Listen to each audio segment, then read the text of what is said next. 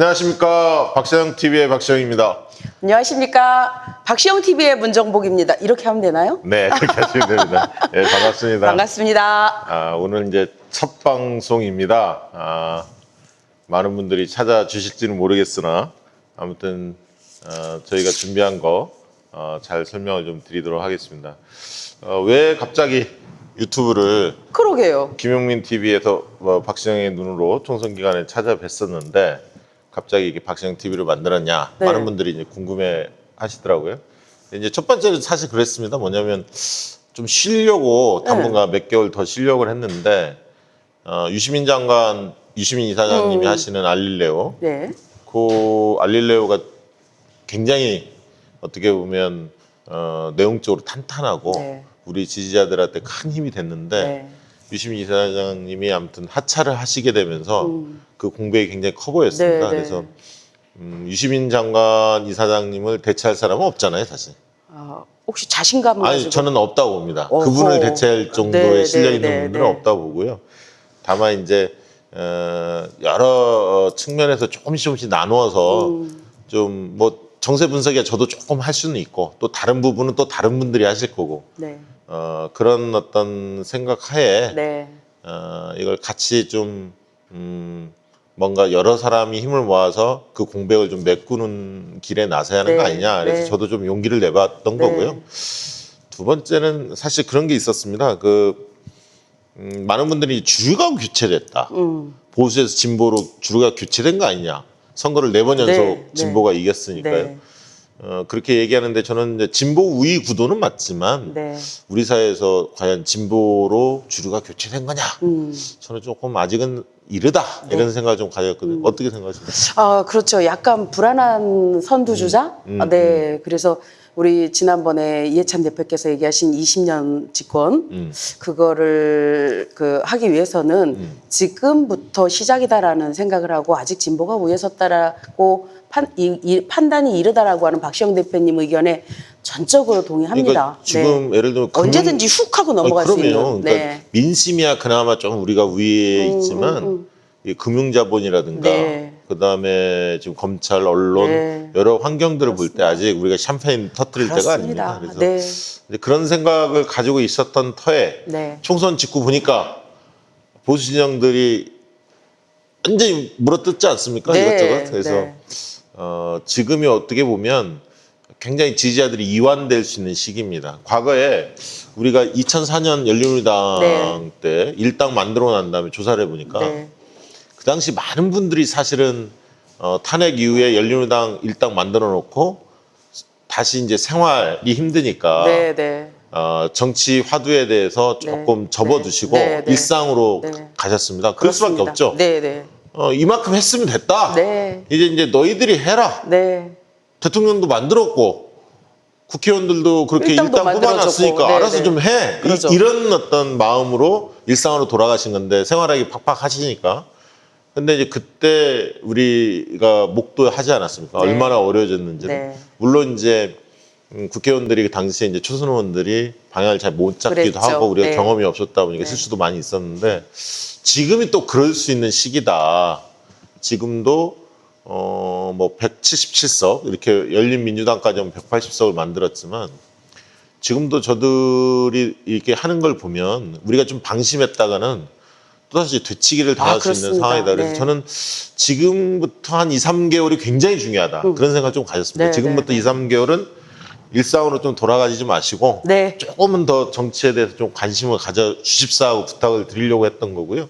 그래서 이제 많은 분들 만났더니 유튜버를 한 10개 봤는데 네. 이제 한 5개만 보겠다. 좀 주로 끊고 있다. 그 구독을. 파이브 안에 들은 겁니까? 아니 5개를 끊고 있다라고 네. 얘기를 하길래 네네. 우리는 이제 시작하니까 좀 봐주십사. 우리 거는 좀 넣어주세요. 네. 봐주십사 요청을 좀 드리고요. 어떻습니까? 이게 또 이런 방송은 또 처음이실 것 같은데 저는요. 참여하게 된 소감. 제가 저는요. 픽업을 했잖아요. 저는요, 박시영 대표님이 저를 네. 픽업한 이유가 굉장히 궁금했는데, 나름대로 곰곰이 생각해 봤어요. 네. 왜 나를 픽업했을까? 박시영, 제가 이렇게 내린 결론은 저를 갖다 앉혀놔야지 박시영이 돋보인다. 왜냐면 좀 비주얼이 좋고 에이. 좀 그런 사람이 있으면 본인이 좀 동글동글하고 그렇잖아요. 자, 문정복 정도의 비주얼 갖다 놓으면 아, 박시영이 뜨겠다. 이런 혹시 흑심이 있었던 거 아니에요? 저는 뭐 김용민, 문정복, 박시영 다 좋아합니다. 네. 우리 씨름부. 네.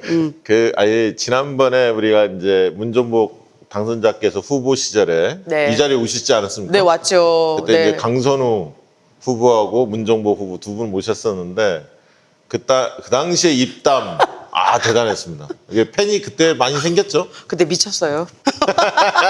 제정신이 아니었어요. 그러니까 네. 이제 그동안 그 바닥에서 그 시민들과 오랫동안 생활하면서 갈고 닦았던 그런 어떤 내공 이런 것들이 유감없이 좀 드러났고 그 문정복 당선자님은 한마디로 좀 유쾌하시잖아요. 저요? 예.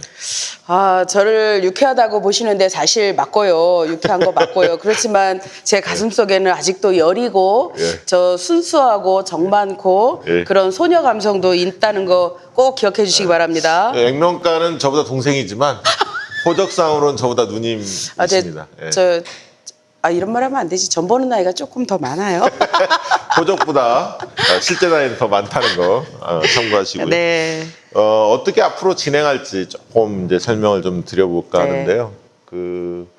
저희가 이제 제가 이제 진행하면서 5가지 좀 약속을 드렸어요. 페이스북에 그런 글을 올렸는데 네. 첫 번째는 우리 민심을 제대로 탐색하겠다. 그러니까 이제 민심을 제대로 진단하지 못하면서 정세 분석이 굉장히 주관적으로 흐르지 않습니까? 네, 네. 그러지 않겠다. 우리는 그러면 방송이 없는 시간에 늘 민심과 가까이 다가서려고 저도 노력할 거고 우리 네. 문정복 당선자님도 노력하실 저는 거고 늘 그 시민의 목소리를 늘 듣지 있으니까. 않습니까? 네. 그러니까 그 시민의 목소리를 네. 이 자리에서 많이 들려주시면 네. 좋습니다. 그래서 민심과 늘 가까이 가겠다. 이 약속 좀 드리고 싶고요. 네. 그거 지킬 수 있죠? 저는 약속드립니다. 예, 진실만을 말할 것을. 네. 두 번째는 이제 그런 생각이 듭니다. 그러니까 여의도에 가시면 이제 네. 국회의원 생활하시다 보면 아무래도 이제 의사결정이 정당이 중심에서 의사결정 하다 보니까 여의도에서 난무하는 정치공학적 해석들이 많아요. 그렇죠. 과거에 어떻게 했으니까 지금도 이렇게 할 네, 거야. 막 네. 이런 네. 정치공학적 해석이 많지 않습니까? 네. 거기에 푹 빠지는 경우들이 많습니다. 관례와 전통에 따라서. 그렇습니다. 근데 네. 그렇게 하다 보면 이제 정세 분석이 자기들 희망에 맞게 네. 기대에 맞게 네. 이 오판에서 네. 상황을 이상하게 진단하는 때론 거죠. 그렇게 해서 끌고 가기도 하죠. 네, 그렇습니다. 정당들도 마찬가지입니다. 네. 그래서 그렇게 하지 않겠다. 정세 분석을 조금 더 과학적인 툴을 통해서 국민 인식에 기초해서 정세 분석을 제대로 해보겠다. 이게 이제 두 번째 약속이고요. 세 번째 약속은 민주진보 진영의 역량을 좀 강화하고 뭐 우리가 뭐 대단해서 강화한 게 아니라 정세도 있지만 정책과 관련된 여러 어떤 이슈에 대한 분석 이런 것들을 많이 들여서 전문가들과 함께 그래서 이제 전반적인 네. 우리의 역량을 좀 강화하고 세상을 바꾸는데 좀 일조하고 싶다. 네. 이게 이제 세 번째였고요. 네 번째는 그거였습니다. 네 번째는 이제 뭐 순서를 좀 바꾸면 네 번째는 문재인 정부의 성공을 뒷받침하고 재집권의 토대를 확고히 하겠다. 난 이런 편파 방송 너무 좋아해. 그다음에 이제 다섯 번째로 보면 가짜 뉴스 퇴치하고 네. 진실을 알려내는데 앞장서겠다. 이렇게 이제 5가지의 약속을 좀 드립니다. 얼마나 채울지는 모르겠지만 여러분들이 함께 해주신다면 저희가 또 힘을 얻어서 적극적으로 좀 대처하도록 하겠습니다. 박시영을 믿습니다. 믿습니까? 믿습니다. 저는 문정복을 믿습니다. 감사합니다. 네.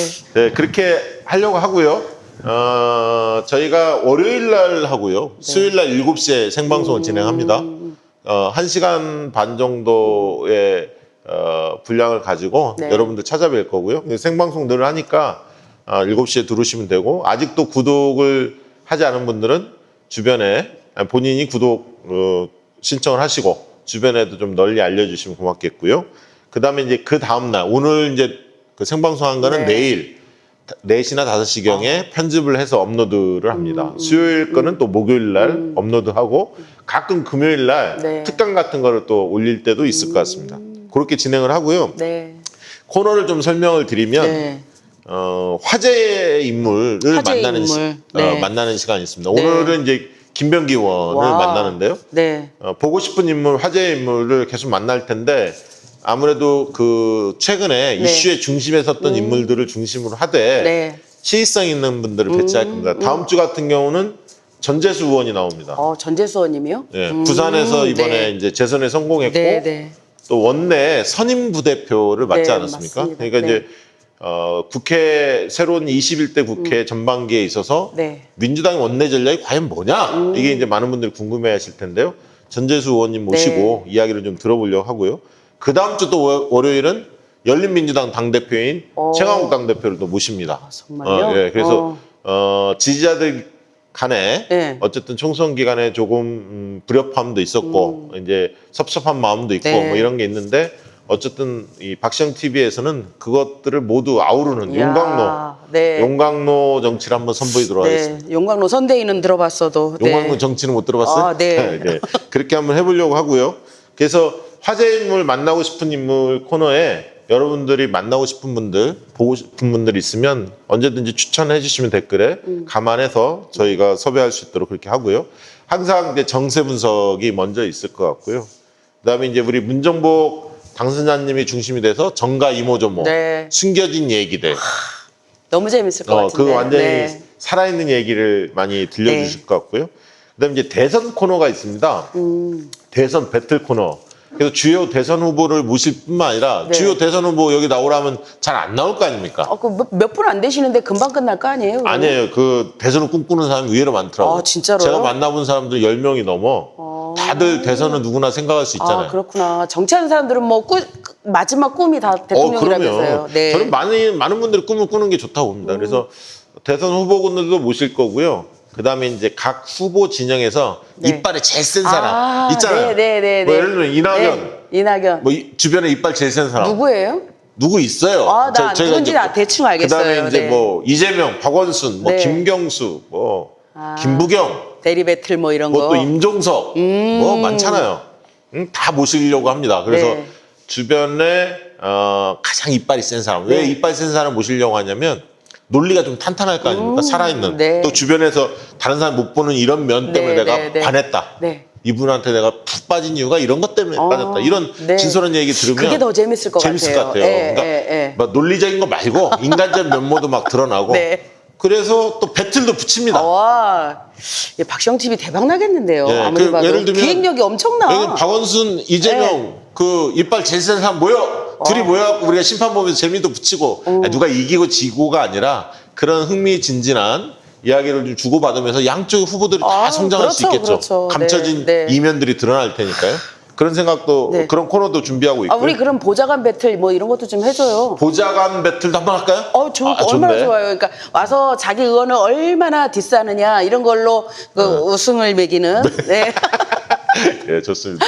그 민주당이 보좌관 협의회 회장이 네, 있어요. 민보요. 민보요. 네, 네. 거기 회장도 한번 모시려고 합니다. 아우, 그래서 카리스마 이제 장난 보좌관들이 보는 국회 개혁, 또 의원님들이 좀 바꿔야 할 거, 문화, 정치 문화 이런 것들도 한국지 해보려고 합니다. 그래서 그거 좀 정리해서 네. 드려보려고 생각도 좋습니다. 하고 있고요. 네. 그다음에 이제 수요일 날은 정책 이슈를 두루 다루죠. 네. 이게 첫 번째 이번 주는 원격 의료. 원격 의료, 네, 논란이 많이 네, 됐잖아요. 네. 지금도 진행형이고 앞으로도 상당 기간 동안 이 문제가 예, 쟁점화 될 겁니다. 그래서 예. 원격으로 다뤄보려고 하고요. 그 다음에 이제 예를 들면 지금 국민 인식이 코로나19 이후에 네. 그 이전과 이후 지금의 생각이 많이 바뀌었습니다. 생활도 그렇고 그렇죠. 의식구조 자체가 바뀌었기 그렇죠. 때문에 이와 관련한 신규 일자리에 대한 관심이 네, 많거든요. 네, 네. 뭐 그런 코너, 네. 그다음에 전국민 고용보험, 막 이런 식으로 이슈가 있는 정책은 네. 다 좀 끄집어내서 네. 어쨌든 현 정부가 그 중점을 두고 있는 사안들에 대해서 조금 더 심층적으로 들여다보려고 하고요. 그다음에 이제 오해와 진실. 그래서 현 정부가 이렇게 가려고 하는데 언론 환경이 워낙 안 좋아서 잘못 알려지고 있는 네. 그런 어떤 사실들을 네. 바로잡고 진실을 좀 정하는 우리 고일석 더 브리핑 대표 기자죠. 네, 워낙 네, 페이스북이나 네. 이런 글을 잘 쓰셔서 유명하신 분인데 전 중앙일보 기자이기도 하시고요.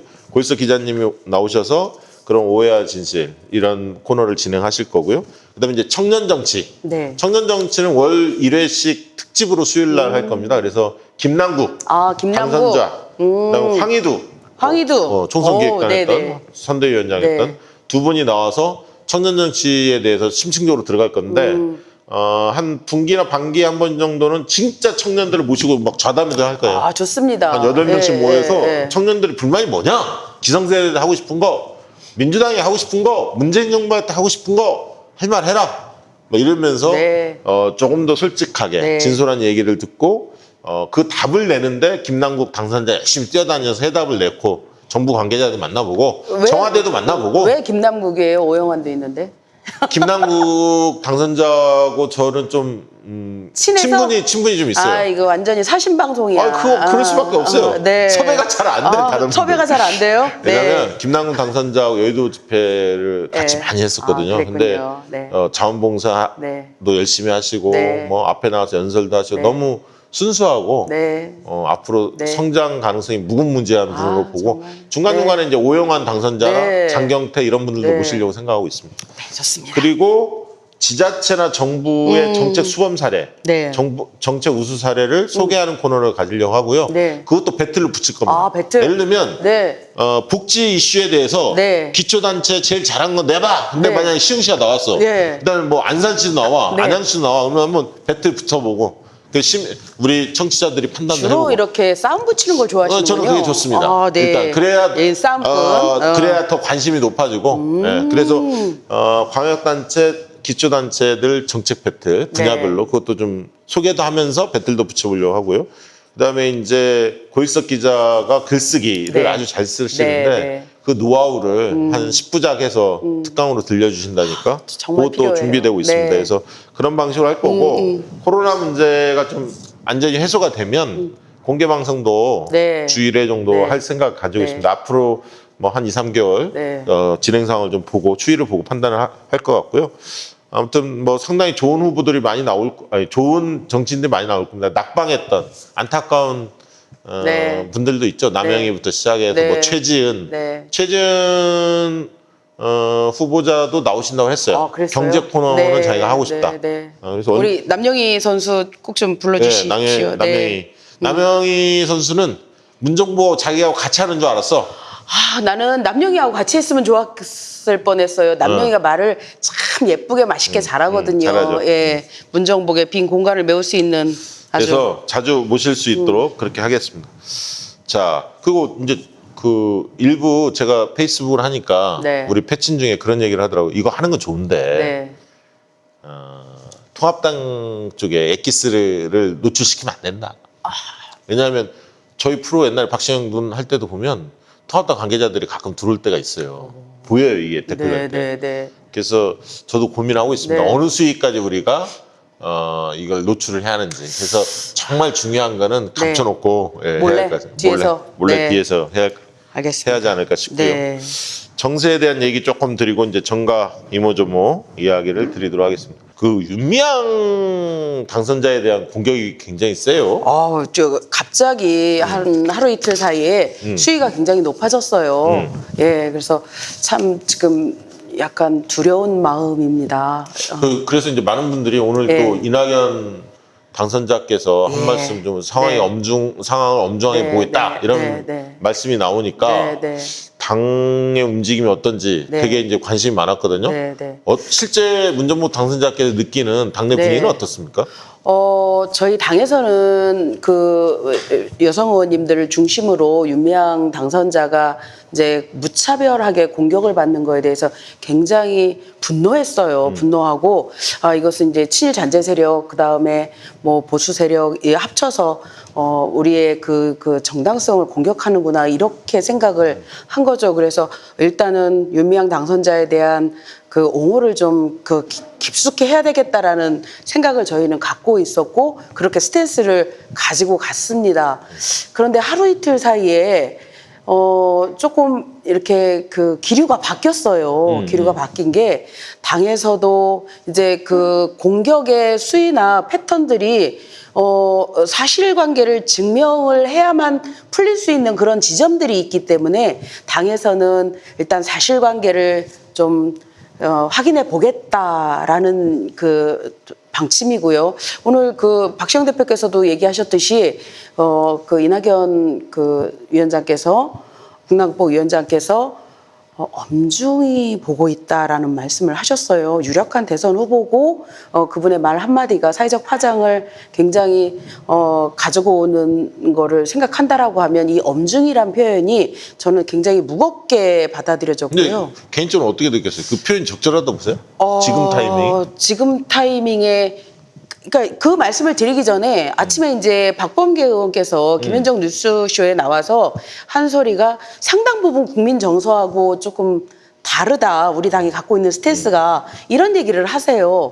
그래서 저희가 좀 곰곰이 이렇게 들여다봤습니다. 그래서 정의기억연대가 갖고 있는 이런 그 활동에 대해서 저희가 부정하면 안 되고 저희는 당연히 그 공익성에 대해서 당연히 옹호를 해야죠. 그런데 저는 이제 이런 상황을 느끼면서 그 국민들이 느끼는 저희 당 게시판에도 뭐 엄청나게 올라오거든요. 그런 거를 봤을 때 국민들이 아직 이해를 못 하신 거예요. 이 사건과 관련해서 말끔하게 이해가 안 되신 거예요. 적어도 저희를 지지한 진보층에서도 해명을 해라라고 얘기를 하고 이 부정적인 글들을 근데 막 그걸 딱 올려주시는데 보면서 조국 사태 리뷰 같은 느낌이 기시감 같은 게 느껴지지 않나요? 조국 사태가 되풀이되는 느낌은?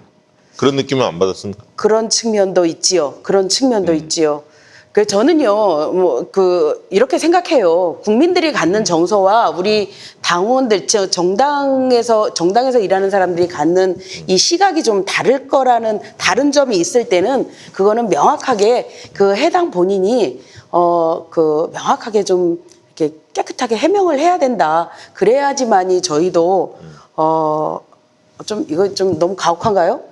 제가 볼 때는 이 문제는 제가 집중적으로 사실 수요일 날 예. 고일석 기자가 수요일 날 오시니까 수요일 날 윤미향 사건에 대해서는 조금 깊게 들어가 보려고 해요. 근데 왜냐하면 오늘 내일 사이에 또 이제 어떻게 또 예를 들면 해명이나 이런 것들이 이루어지냐에 따라 좀 다르긴 한데 대단히 좀 안타까운 거는 저는 약간 조국 장관 때하고 조금 비슷한 느낌이 있어요. 그러니까 이제 일부 부적절한 부분들은 있어요. 명쾌하지 않은 부분도 있고. 네. 그러나 큰 예를 들면 기여했던 큰 틀이나 의미 이 자체조차를 폄훼하는 이야기들이 너무 많이 난무하고 그렇습니다. 있고요. 네. 그다음에 이게 이제 조중동 중심으로 지금 조선일보 중심으로 두드러 패고 있는데 네, 따님도 막 건드리고 있고 네. 여러 가지를 보면 네. 조국 장관 때하고 조금 비슷하다 봐요. 그래서 네. 지금은 너무 성급하게 어떤 입장을 정하기보다는 좀 차분하게 네. 오히려 지켜보는 게 좋고 그런 측면에서 오늘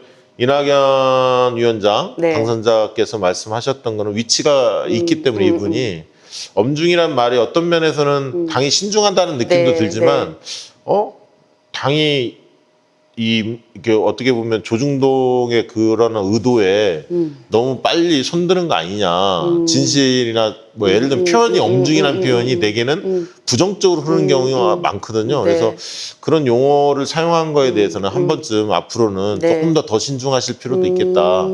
예를 들면 사실과 진실 그리고 오해와 억측 이런 부분들에 종합적으로 판단을 하려고 합니다. 막 이런 정도로 한다면 모르는데 네. 조금 표현이 더 나간 거 아닌가 이런 당의 생각도 입장은 굉장히 신중할 수밖에 없는 입장인 것은 맞는 듯해요. 오늘 이제 방송 오기 전에 당 관계자하고 잠깐 통화를 좀 했는데 상당히 곤란해하는 거는 그러니까 굉장히 난감해하더라고요. 난감해하고 좀 그러니까 전체적인 거에 대해서 그 무자비하게 공격하는 거에 대해서는 수용하기 어렵다. 그렇지만 일정 부분 아까 말씀하셨듯이 일정 부분 해명을 해야 되는 부분에 대해서는 당선자께서 명쾌하게 해명을 해야 될 필요가 있지 않느냐 그런 말씀은 좀 하시더라고요. 그걸 좀 혼자 맡겨두지 마시고요. 네. 왜냐하면 예를 들면 시민사회 시민단체 출신들 같은 경우는 O 아니면 X 이렇게 딱 예를 들면 네. 그렇게 딱 선거하고 네. 답변하는 경우들이 네. 많아요. 네. 근데 이제 그 정치적으로 훈련되신 분들 같은 네. 경우는 다선 의원들 같은 경우 네. 종합적으로 이렇게 판단하는 능력도 네. 있으니까 오히려 지금은 윤미향 당선자를 혼자 놔두기보다는 그런 상황에 대해 정확히 듣고 네. 종합적으로 판단할 수 있는 네. 의원들이 좀 경험이 네. 많은 의원들이 오히려 집단적으로 이렇게 그렇습니다. 문제를 풀려고 해야 하는 게 좋다. 오늘 김상희 의원께서 그 말씀을 좀 하셨어요. 뭐냐면 이 30년 동안 운영하면서 윤미향 혼자서 한 게 아니다. 이게 많은 시민사회 본인도 단체와 관여했고, 예, 거기에. 많은 시민사회 단체와 시민들이 합쳐서 한 거기 때문에 이것을 윤미향 개인의 부적절한 이런 걸로 몰아가서는 안 된다라는 김상희 의원님의 말씀도 있으셨어요. 저는 적절한 표현이라고 생각하시고요. 저희가 그 원내에 들어갔을 때 좀 같이 합심해서 서로 의논도 하고 방향도 잡고 이러는 모임을 좀 만들어 보도록 하겠습니다. 네, 그렇게 해주시고 수요일 날 윤미향 당선자의 문제는 고일수 기자하고 조금 더 집중적으로 다뤄보도록 하겠습니다. 한명숙 네. 전 총리님 네. 재판과 관련해서 네. 어쨌든 한만호 비망록. 씨 비망록이 나왔어요. 네. 저는 그거 들으면서 몇 년 전 2016년이 네. 생각났는데 그 당시에 최강욱 변호사 네. 전국구를 같이 했었는데 그때 최강욱 변호사가 한만호 씨 그 변호인이었어요. 네. 네. 그래서 사건을 너무나 잘 알고 있어요. 네, 어떻게 네, 됐는지를 자세히 들려주더라고. 네. 근데 그 당시에 모 국회의원하고 점심을 먹었는데 같이 그 국회의원도 그 내용을 전혀 모르는 거야. 그러니까 한명숙이 억울하다는 한명숙 총리께서 억울하시다는 얘기를 해도 잘 못 알아들어. 설마? 근데 자세히 얘기를 들으니까 그때 판단하시더라고. 그만큼 당시에 네. 민주당 의원들이 잘 몰랐어요. 하민수 전 그랬죠. 총리의 네, 억울함을. 네. 야, 이번에 보면서 그게 결국은 조금씩 밝혀지는 거예요. 그러니까요. 개인적으로 조금 저는 인연이 자세히 있죠. 알지는 못하지만 이제 저 백원 의원께서 한명숙 총리의 그렇죠. 당대표 할 때 비서실장을 하셨기 때문에 그분들에 대해서는 그분의 그 한명숙 총리의 억울한 부분에 대해서는 백원우 전 의원께서 많이 말씀을 하셨죠. 근데 이번에 비망록이 이제 공개되면서 나온 것을 봤을 때 얼마나 치열하게 치밀하게 그 한명숙 총리를 얽어내기 위해서 엮어내기 위해서 치밀하게 공작을 했는지 정말 치가 떨리는 거예요. 그런데 우리가 지금부터 중요한 거예요. 밝혀졌어 이제. 대략 조금씩 나와. 그러면 어떻게 할 거냐라는 거예요. 어떻게 할 거냐. 우리가 한명숙 총리를 그대로 둬야 될 거냐. 저렇게 그냥 둬야 될 거냐. 반드시 명예회복 시켜드려야죠. 그럼요. 예, 그러네. 그거를 하기 위한 작업을 시작을 해야 되는 거죠. 그 이제 뭐 뉴스타파에서 후속 보도 계속 낸다고 하니까 네. 마저 듣고 네. 또 한명숙 총리 전 총리 초청해서 이야기도 좀 더 들어보고요. 네. 경제적으로도 그래야 돼요. 굉장히 지금 어렵다고. 어려우시답니다. 예. 네. 함께 해야죠. 참 이런 일들이 비일비재해요. 우리나라 검찰이 하고 있는 행태들을 보면. 네. 그래서 참 아무튼 검찰개혁 네. 파트를 얘기하면서 네. 한 번 더 이 문제 다뤄보기로 그러게요. 하고요. 원내대표 선거 끝났어요? 끝났습니다. 이제 국회의장 경선을 한다는데 네. 그 누가 될지 좀 방향이 잡히죠? 대략 그 가닥은 잡힌 것 같아요. 네. 가닥은 잡힌 두 것 같아요. 분이죠? 두 분입니다. 박병석 의원님하고 육선의 김진표 의원님. 예, 김진표 의원님, 오선의 김진표 의원님. 저는 그랬으면 좋겠어요. 그냥 그 사실대로 좀 얘기를 하자면 저희한테 180석이라는 그 권한을 주신 것은 너희들 그 권력 투쟁하지 마라. 그리고 지금 현재 코로나 전국과 관련해서 민생에 몰두해라라고 하신 국민들의 선택이거든요. 그렇다라고 하면 실제로 이게 국회 내에서 벌어지는 일이라 사람들이 잘 모르긴 해요. 그런데 저희 초선 의원들이 들어가서 원내대표 선거를 치르면서 이야 이거 복마전이구나.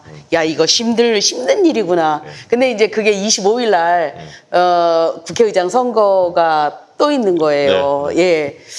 그걸 한 번 더 치러낼 생각을 하니까 아득합니다. 밥 먹자고 연락 안 온가요? 아유, 연락 오죠? 네, 엄청나죠. 엄청나죠. 예. 그러니까 두 분 다 강점이 있죠. 네. 그러니까 박병석 의원은 어쨌든 최다선이니까 6선 관례대로 네, 하면 네. 최다 의원이 되는 게 관례이기 네, 때문에 그런 네. 부분이 명분에서 조금 네, 유리하시고 네. 또 충청권 이번에 싹쓸이 했으니까 민주당이 네. 충청권에 대한 어떤 배려 그리고 지난번 네. 의장 선거를 준비하면서 낙선했던 그렇습니다. 그런 어떤 좀 경험, 네. 안쓰러운 네. 뭐 이런 것들 동정론 뭐 이런 것들이 작동해서 네. 박병석 씨 낫다 이렇게 평가하는 분도 있고 네. 또 지금 이제 코로나 전국에서 가장 중요한 게 또 경제 부분이니까 네, 방역은 잘했고 경제가 네. 중요하니까 김진표 의원 하면 경제 부분에 있어서 전문가시니까 네. 경제 부분에 있어서 네. 그런 어떤 지혜를 좀 빌려야 한다. 그다음에 이제 경기도가 네. 가장 많은 의원들이 있는 지역이니까 그런 어떤 측면도 좀 있고요.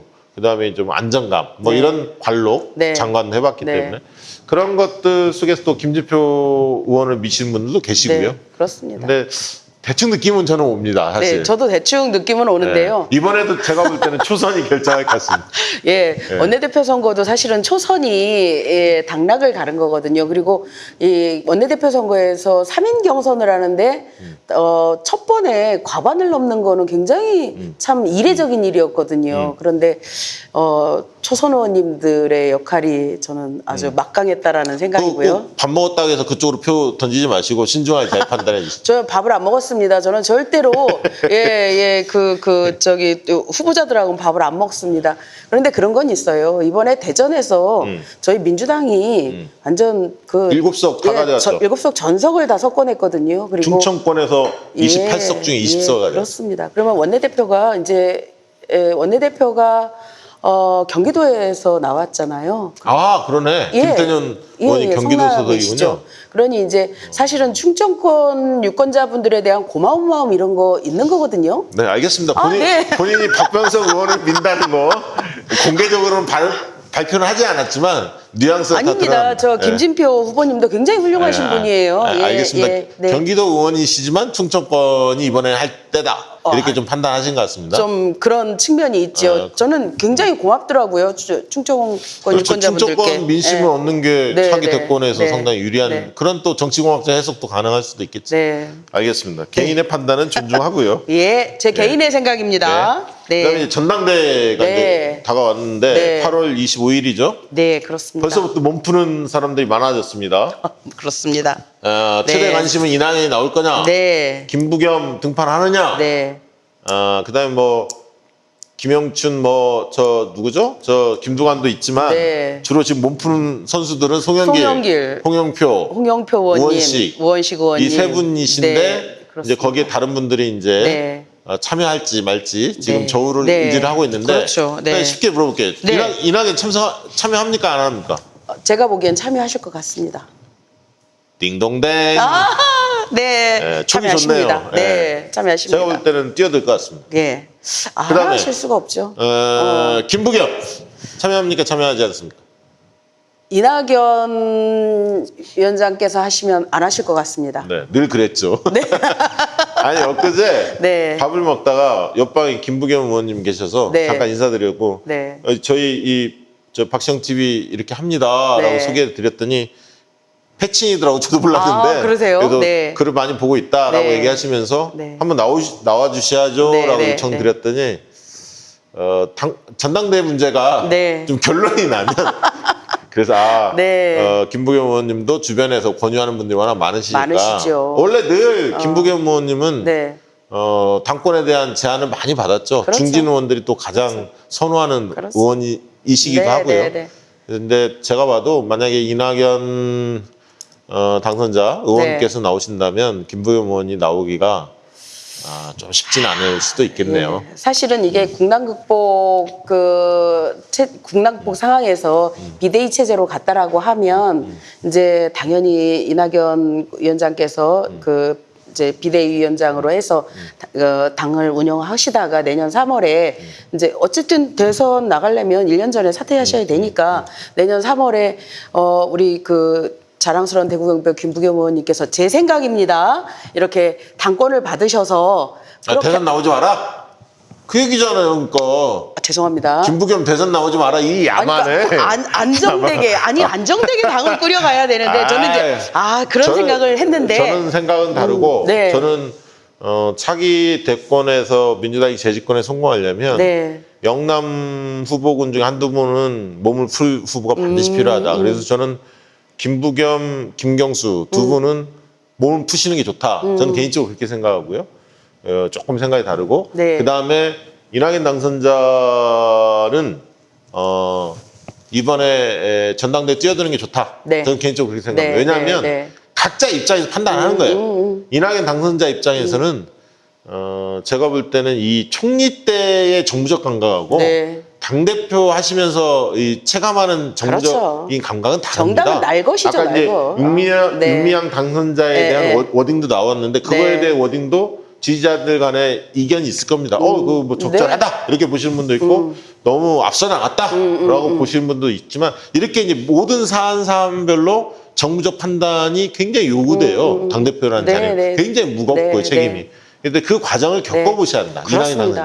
당선자. 그리고 또 수평적인 리더십을 많이 이 몸으로 체득하실 필요가 있다. 네, 네. 왜냐하면 이제 이낙연 당선자 같은 경우는 연배도 있으시고 경험이 네. 풍부하신데 아무래도 이제 나이 차이들이 좀 있지 않습니까? 초선 의원하고도. 그렇죠. 네, 네, 네. 근데 이제 격의 없이 지내시면서 이 소통하는 리더십 이런 부분들을 네. 몸으로 조금 더 느끼실 필요가 있다. 네. 워낙 이분이 품격 네, 있고 네. 사이다 발언 뭐 네. 안정감도 있고 다 좋은데 그런 리더십을 조금 더 네. 보완할 필요가 있어요. 개인적으로는. 그렇습니다. 그리고 부침이 늘 있기 마련입니다. 어느 후보나. 네. 근데 그거를 조기에 겪어보시는 게 괜찮아.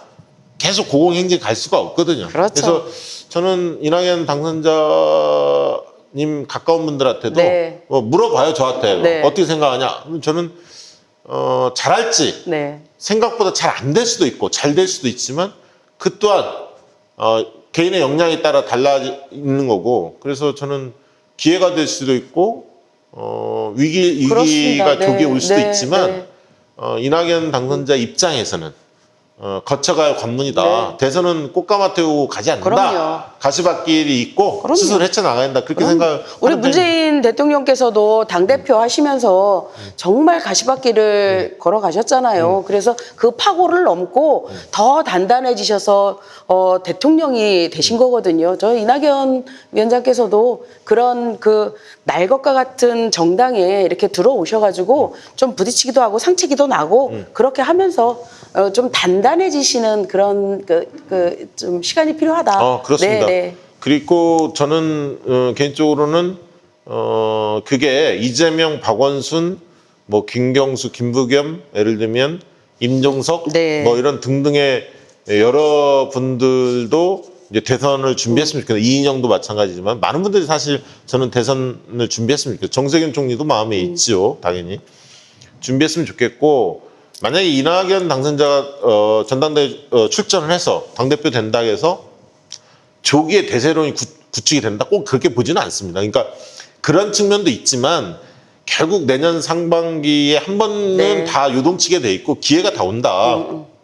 그래서 나머지 분들이 이낙연 만약에 당선자가 전당대회에 도전한다는 것 자체가 다른 사람한테 기회가 박탈되는 거 아니냐 우리에게 이렇게 보실 필요는 전혀 네, 없다. 네, 네. 그래서 합심해서 만약에 그분이 될지 또 송영길, 뭐 우원식, 홍영표 이런 분들이 나올지는 모르겠으나 어쨌든 이낙연 당선자가 지금 도전하면 될 확률이 조금 높죠. 아이고, 현실적으로. 현실적으로 지지율이 제일 높으시니. 네, 현실적으로 네. 그렇게 보여지고요. 네, 네. 그러나 다른 후보들도 꾸준히 자기의 어떤 컨텐츠를 준비하고 시대 정신을 잘 준비해서 그렇게 갈고 닦다 보면 기회가 반드시 온다. 저는 요동친다 봅니다. 내년 상반기 중에 한 번은 요동 일칠 거다. 저는 그렇게 보는 편입니다. 저는 이 전당대회를 통해서 우리 민주당이 꼭 가져야 될 마음가짐이 저는 있어야 된다고 생각해요. 뭐냐면 이 분열로 가서는 안 된다. 이 통합의 전당대회가 돼야 되고 다 합심하는 그리고 이 위기를 극복하는 전당대회가 되어야지 이게 만약에 이제 국민들 눈에 막 그 권력 투쟁이나 하고 이러는 걸로 보면 큰일 나거든요. 그렇습니다. 그래서 이거 하나는 꼭 좀 후보들께서 명심하셔야 된다. 그래서 그런 이제 생각을 합니다. 저도 조금 이제 이름이 알려져 있으니까 네. 대선 후보 측에서 연락이 옵니다. 뭐 이렇게 차기 대선 후보 측에서 예. 밥도 먹고 네. 얘기도 좀 들어보고 네. 싶다 해서 뭐 만나서 얘기들 네. 해줍니다. 근데 제가 공개적으로 얘기를 합니다. 늘 어떤 후보를 만나든 후보 측을 뭐라고 얘기하냐면 올 연말까지는 민주당 어떤 대선 후보든 자문을 요구하면 자문 다 해드리겠다. 어떤 후보든 다 해준다. 다만 그래서 모든 후보들이 또 다 성장할 수 있는데 조금이라도 제 말이 도움이 되면 그걸로서 저는 감사할 따름이니까 그렇게 네, 하고 네, 네, 네. 내년 초에 적정 시점에는 판단할 수도 있다. 어떤 특정 후보로. 네. 아니면 끝까지 네. 경선에 개입하지 않고 민주당 후보가 정해지면 그때 판단할 수도 있고요. 그냥 한쪽으로 올인하셔도 될 텐데. 그거는 상황을 보고. 네. 아무튼 올해 연말까지는 네. 어떤 대선 후보 측이든 다 도와줄 마음가짐이 돼 있으니까. 네. 커피 연락하세요. 한- 저 커피 한 박시영 잔씩- 대표께 예, 연락하십시오. 커피 한 잔- 아니 연락이 오고 있어요. 걱정하지 그래요? 않으셔도 돼요. 아, 네네. 야, 네, 정말 그 유명 얘기를- 인사군요. 예, 네. 그 얘기를 드리고 싶고요. 네. 실제로는 지금 이제 문재인 정부의 성공을 위해서 모두 합심할 때고 네. 미래 권력을 논할 때는 아닙니다. 근데 시간적으로 보면요. 다음 대선이 경선이 18개월밖에 안 남았어요. 그렇습니다. 내년 네. 11월쯤이면 경선 들어갑니다. 네, 네. 그럼 지금 이제 18개월밖에 안 남았어요. 그래서 뭐 잠룡들에 대해서 대선 플레이 하지 마라 막 이런 얘기를 비판할 수는 있겠지만 그 사람들이 차곡차곡 준비하는 걸 나무랄 수는 없습니다. 그러니까 대통령의 현재 권력은 흔들리지 않는 범위 내에서 미래 권력들이 네. 조금씩 움직이는 네. 거는 어쩔 수 없다. 그거는 저는요, 정치의 개인- 생리다 이렇게 봐줍니다. 대통령 지지율이 높은 게 너무도 다행인 게 뭐냐면 이 대선 후보들이 뜨고 나면 대통령 지지율이 낮으면 바로 내임덕이 와가지고 대통령이 이렇게 식물 대통령이 되잖아요. 즉 그러지 않아서 너무 좋아요. 네. 그렇죠. 대통령 영이 확실히 서 있지. 전 너무 그다음에 좋습니다. 대선 네. 후보들을 제발 이 얘기를 좀 드리고 싶어요. 대선 후보들의 단점을 중심으로 이야기하지 맙시다. 저는 그 얘기 꼭 약속드리고 싶습니다. 칭찬에 뭐 칭찬하고 장점을 위주로 네, 네, 네. 기회 요인을 중심으로 얘기를 하십니다. 어떤 후보든 장점만 있지 않고 단점이 다 있거든요. 네. 근데 이 단점 때문에 이 사람 안 돼.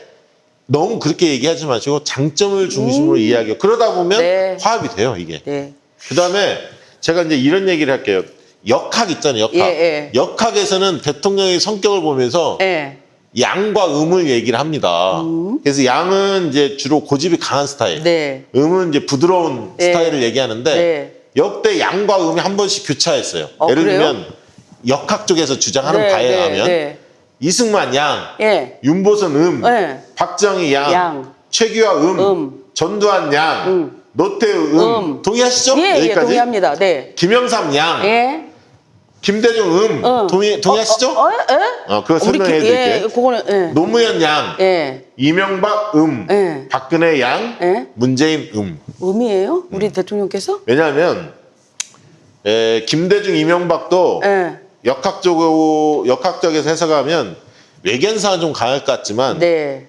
부드러운 정치를 했다. 자기 고집을 그렇게 세게 안 나타냈다. 이렇게 역학적으로 주장을 해요. 그래서 이명박을 김대중 대통령 음으로 보는 건 전 100% 동의해요. 실제로 굉장히 그래요? 합리적이고 온화한 스타일로 국정운영을 네, 하셨고 네, 네. 실제로는 김영삼이 양이면 DJ는 맞아요. 근데 이제 노무현 대통령 당연히 양이죠. MB를 양으로 볼 거냐 음으로 볼 거냐 약간 논란은 네, 있어요. 네. 근데 박근혜는 차분한 것 같지만 고집 그렇죠. 무지 강하잖아요. 그렇죠. 양이야. 예, 예. 문재인 대통령은 소신이 굉장히 강하시긴 네, 하지만 네. 소통과 경청을 네. 많이 하는 스타일이기 때문에 음으로 좀 보시는군요. 보는 편이 있어요. 그러면 그럼 양이 누구야? 역학적으로 보면 양이야. 양이야, 양. 그럼 누구야? 근데- 양? 이재명? 근데 이런 식의 해석을 우리가 믿을 수 있냐고. 저는 선거는 과학이다. 네. 과학적 데이터는 거짓말하지 않는다는. 역학은 거는, 역학은 역학은 나름대로 해석하겠죠. 과학예매요, 과학. 아니 역학은 역학자들이 예, 몫이고 예. 저희는 저는 적어도 민심을 보는 사람으로서 네. 별로 안 믿습니다 사실. 믿지 않고요. 네. 다만 이제 이런 건 있죠. 어떤 대통령이 있으면 그 대통령이 못 가진 측면을 상대적으로 차기 리더를 선호할 네, 때 네. 약간 그게 아하. 반영되는 측면이 있었는데 저는 이런 건 있습니다. 역대 대통령 모두 대개는 연말에 지지율이 안 좋았어요. 그렇기 때문에 반작용이 늘 있었던 거예요. 네. 이게 다 좋았으면 네. 똑같은 스타일을 뽑을 텐데 예. 다 훌륭한 대통령이었지만 역대 말년에 안 좋았거든 지지율이 네. 50%다 밑에였어. 네, 30%대 네, 막 네, 이랬다고. 근데 지금 문재인 대통령은 역사상 최초로 50%를 넘는 대통령으로 기록될 수도 있어요. 지금 상황으로 보면. 예.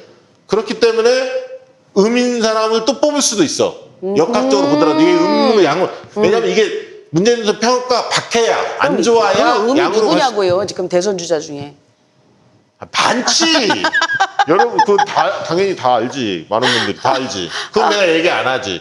그러나 이런 역학적 해석보다는 데이터를 믿으시라. 나중에 말씀 네. 민심을 이야기를 알겠습니다. 드리겠습니다. 이 재밌거리를 네. 한번 네, 서베이 회사의 대표시니까. 네. 재밌거리를 한번 던져봤고요. 네. 상임위 배분은 지금 막 하고 있죠. 하고 있습니다. 지금 저희는 15일까지 이제 저희 더불어민주당은 15일까지 희망상임위를 다 써냈고 이제 아마 미통당은 20일까지 받는 모양이에요. 그래서 그것을 다 취합한 이후에 선호 따라서 지금 배정 중입니다. 배정 중.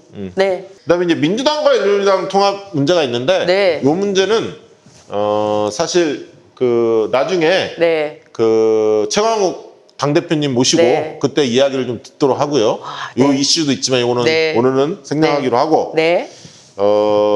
긴급 재난지원금 이게 지금 이제 지원이 됐는데 네. 반응들 좀 들어보셨어요? 아, 정말 제가요 너무 기뻤던 게요. 저희 사무실 앞에 전통시장이 있거든요. 전통시장이 그동안 이렇게 가면 좀 이렇게 헐렁헐렁했어요. 그런데 아이고, 저 시민들로 이렇게 넘쳐나는 거 보고 그리고 가게 갔는데 식당에 사람들이 꽉 찬 거예요. 얼마나 기쁘든지 막 저 장사하시는 분들 사장님들이 너무 기뻐하시는 거예요. 그래서 참 대한민국 만세다 그랬어요. 지금 우리 고일석 기자님, 더 브리핑 대표 기자님, 고일석 기자님 오셨는데 박수로 환영해 주시기 바랍니다. 안녕하세요. 네, 안녕하세요. 원래 이제 수요일 순서인데 네. 수요일 순서인데 오늘 네. 참관한다고 참관? 참관한다고 지금 잠시 네. 와 있는 겁니다. 네. 그래서 제가 길눈이 어두워서 수요일에 못 찾을까 봐요. 미리 겸사겸사 길도 좀 미리 알아둘 겸. 저는 글을 잘 쓰시는 분을 제일 존경합니다. 예, 존경할 만하죠. 감사합니다. 대통령 지지율 간단히 좀 말씀드리면 네. 대통령 지지율 뭐 갤럽 71% 달렸다가 65% 조금 떨어졌어요. 떨어졌는데 떨어진 층이 주로 보수층입니다. 그러니까 아하, 아무래도 보수층도 우우 몰렸다가 지난번에 이태원 클럽 때문에 네. 좀 확진자가 늘어나니까 조금 빠졌거든요. 네, 근데 네. 이 문제도 좀 깔끔하게 지금 정리되는 분위기이기 때문에 또 기대를 해볼 만 하고요. 최근에 재밌는 조사 결과 하나 제가 소개를 해볼게요. 들어보세요. 한국리서치가 조사를 한 게 있는데 지난달에 1년 전에 비해서 국민들 인식이 어떻게 바뀌었는지 한번 조사를 했어요. 대한민국 국민인 것이 자랑스럽다. 이게 조사했더니 80%가 나왔어요. 지난해에는 68% 나왔어요. 12%포인트 올랐어요. 두 번째는 대한민국 사회에서 살아가는 거에 대해서 만족한다. 대한민국 사회에서 살아가는 거에 대해서 만족한다. 네. 76%. 지난번에 58%였어요. 많이 올라간. 네. 그럼 세 번째는 다시 태어나도 대한민국 국민으로 태어나고 싶다. 71%. 와. 그 전에 58%였거든. 그러니까 이제 코로나 전국을 보면서 진짜 자긍심, 자부심 네, 네, 이게 급상승했는데 네. 코로나 대응에 대해서 우리 정부의 평가에 대해서 긍정적인 게 73%가 나왔는데 다른 나라가 어떻게 나왔냐면 미국, 유럽이 13%. 일본이 몇 프로 나왔겠게? 한 4%. 네, 진짜 네, 4%. 네, 네, 네. 중국 25%. 그래서 우리 국민들의 인식이 상당히 많이 변했다. 그게 좀 확인이 됐고요. 하나 더 소개하면, 근데 특이했던 거는 우리나라 부문별로 한국에 역량이 된 평가를 했는데 긍정적으로 높게 평가받은 부분이 의료, 과학, 통신 분야 등 기술 수준이 양호하다, 상위 수준이다. 이게 이제 81% 나왔고요. 공산품의 품질 수준이 우수하다, 79%. 매력적인 대중문화가 있다. 이거 67%. 세 가지는 높게 나왔어요. 반면에 네. 정치 및 민주주의 수준은 상위 수준이라는 게 33, 중간이 30, 하위 수준 37. 중간 정도로 나온 거죠. 이건 이제 바닥은 아니지만 상대적으로 낮게 나왔습니다. 네. 그다음에 이제 재밌는 거는 이상적인 국가상에 우리나라가 얼마나 부합하는지 그 평가를 받아봤는데 문화적으로 풍요로운 국가다. 우리나라가 그 74%. 긍정적이 굉장히 높았습니다. 이게 중요해. 정치적 의사결정이 민주적인 국가다. 아하. 요게 62%.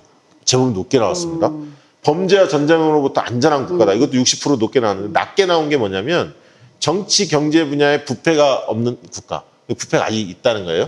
그다음에 일자리가 많고 경제가 풍요로운 국가. 지금 일자리가 좀 부족하지 않습니까? 그리고 가뜩이나 코로나 때문에 더더욱 어려워졌고요. 빈부격차가 적은 국가. 이것도 13% 낮게 났어요. 이게 이제 우리 과제가 딱 있는. 네. 잠깐 그 말씀 듣는 중에 생각나서 좀 말씀드리고 싶은데요.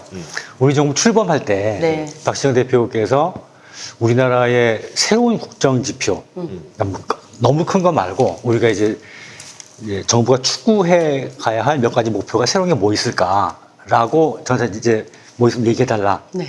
라고 이제 물어보신 적이 있어요. 제가 그때 뭐라고 말씀드렸는지 모르겠어요. 근데 박시영 대표는 한류가 좋을 것 같다 그런 말씀을 네, 하셨어요. 저 그 얘기했죠. 네, 그래서 무슨 한류 그랬거든요 그때. 근데 그 말 하신 뒤에는 특별히 그런 게 사실 네, 없었는데 네, 네. 최근 1, 2년 사이에 지금 네. 3년 차 됐는데 1년 차 때는 그 잘 못 느끼다가 네. 2, 3년 차 사이에 1년 차 사이에 그게 급격히 확인되다가 네. 이번 코로나 사태로 결정적으로 입증이 됐죠. 네. 그래서 우리가 밀고 나가야 된다는 것을. 그러면 문화를 밀고 네. 나가야 하고 네. 대통령이 정점에 있지 않습니까? 그렇죠. 네. 그리고 그러니까 지금 한류라는 어떤 게- 얘기까지 네. 나오냐면요. 대통령 퇴임 이후에 양산의 사저가 있잖아요. 네. 양산의 사저에만 머물게 해서는 안 된다. 우리 대통령님을 네. 서울에 뭐 거처를 하나 또 마련해서 전 세계에 돌아다니면서 네. 수많은 강연 요청이 올 거다. 네, 네. 코로나를 어떻게 극복했냐. 그다음 한반도 평화. 네. 우리 대통령만큼 지금 유명한 사람이 어디 있어? 그렇죠. 그러니까 아마 그래서 저는 아니 대통령이 한 6개월은 쉬게 해야 한다. 네팔도 가고 막 이게 본인이 좋아하는 산도 좀 다니시고 네. 체력도 좀 보충하시고 이래야 하는데 과연 전 세계가 문재인 대통령 놓아줄 리 만무하거든 지금. 저는 그게 안 고민이 하실 많을 것 같아요. 거다에 한 표. 어? 안 하실 거다에. 그런데 다른 나라 정상이 부르면 네. 이분이 또 신의가 있잖아요. 네. 그걸 또 무시할 수 없거든. 그게 고민이 있으실 것 같아요. 그래서 한류가 그때 제가 그때 제가 미천한 의식으로는 대중문화만 생각했는데 네.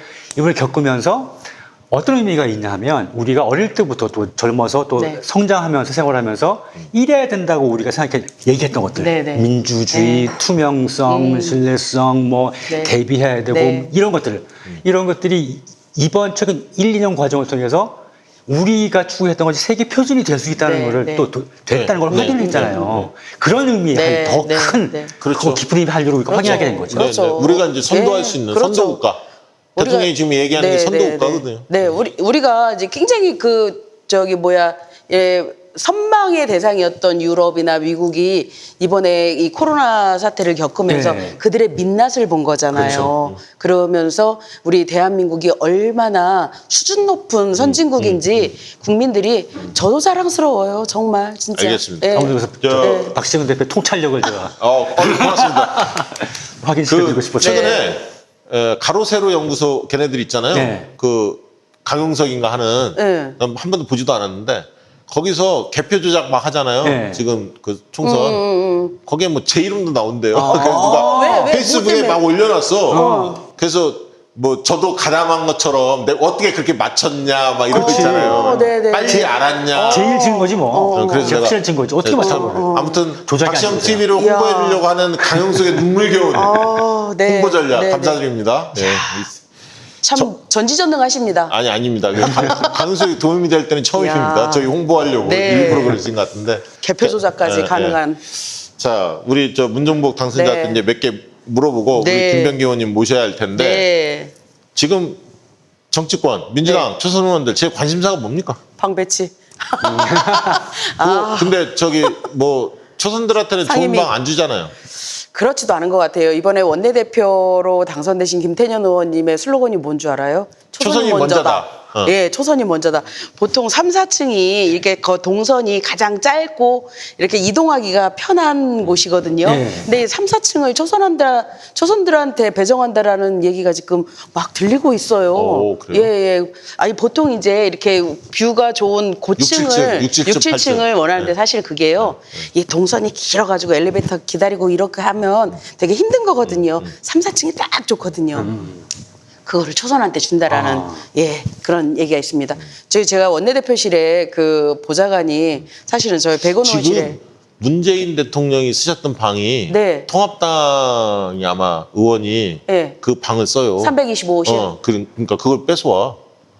아 그거 달라 그래야 되겠구나.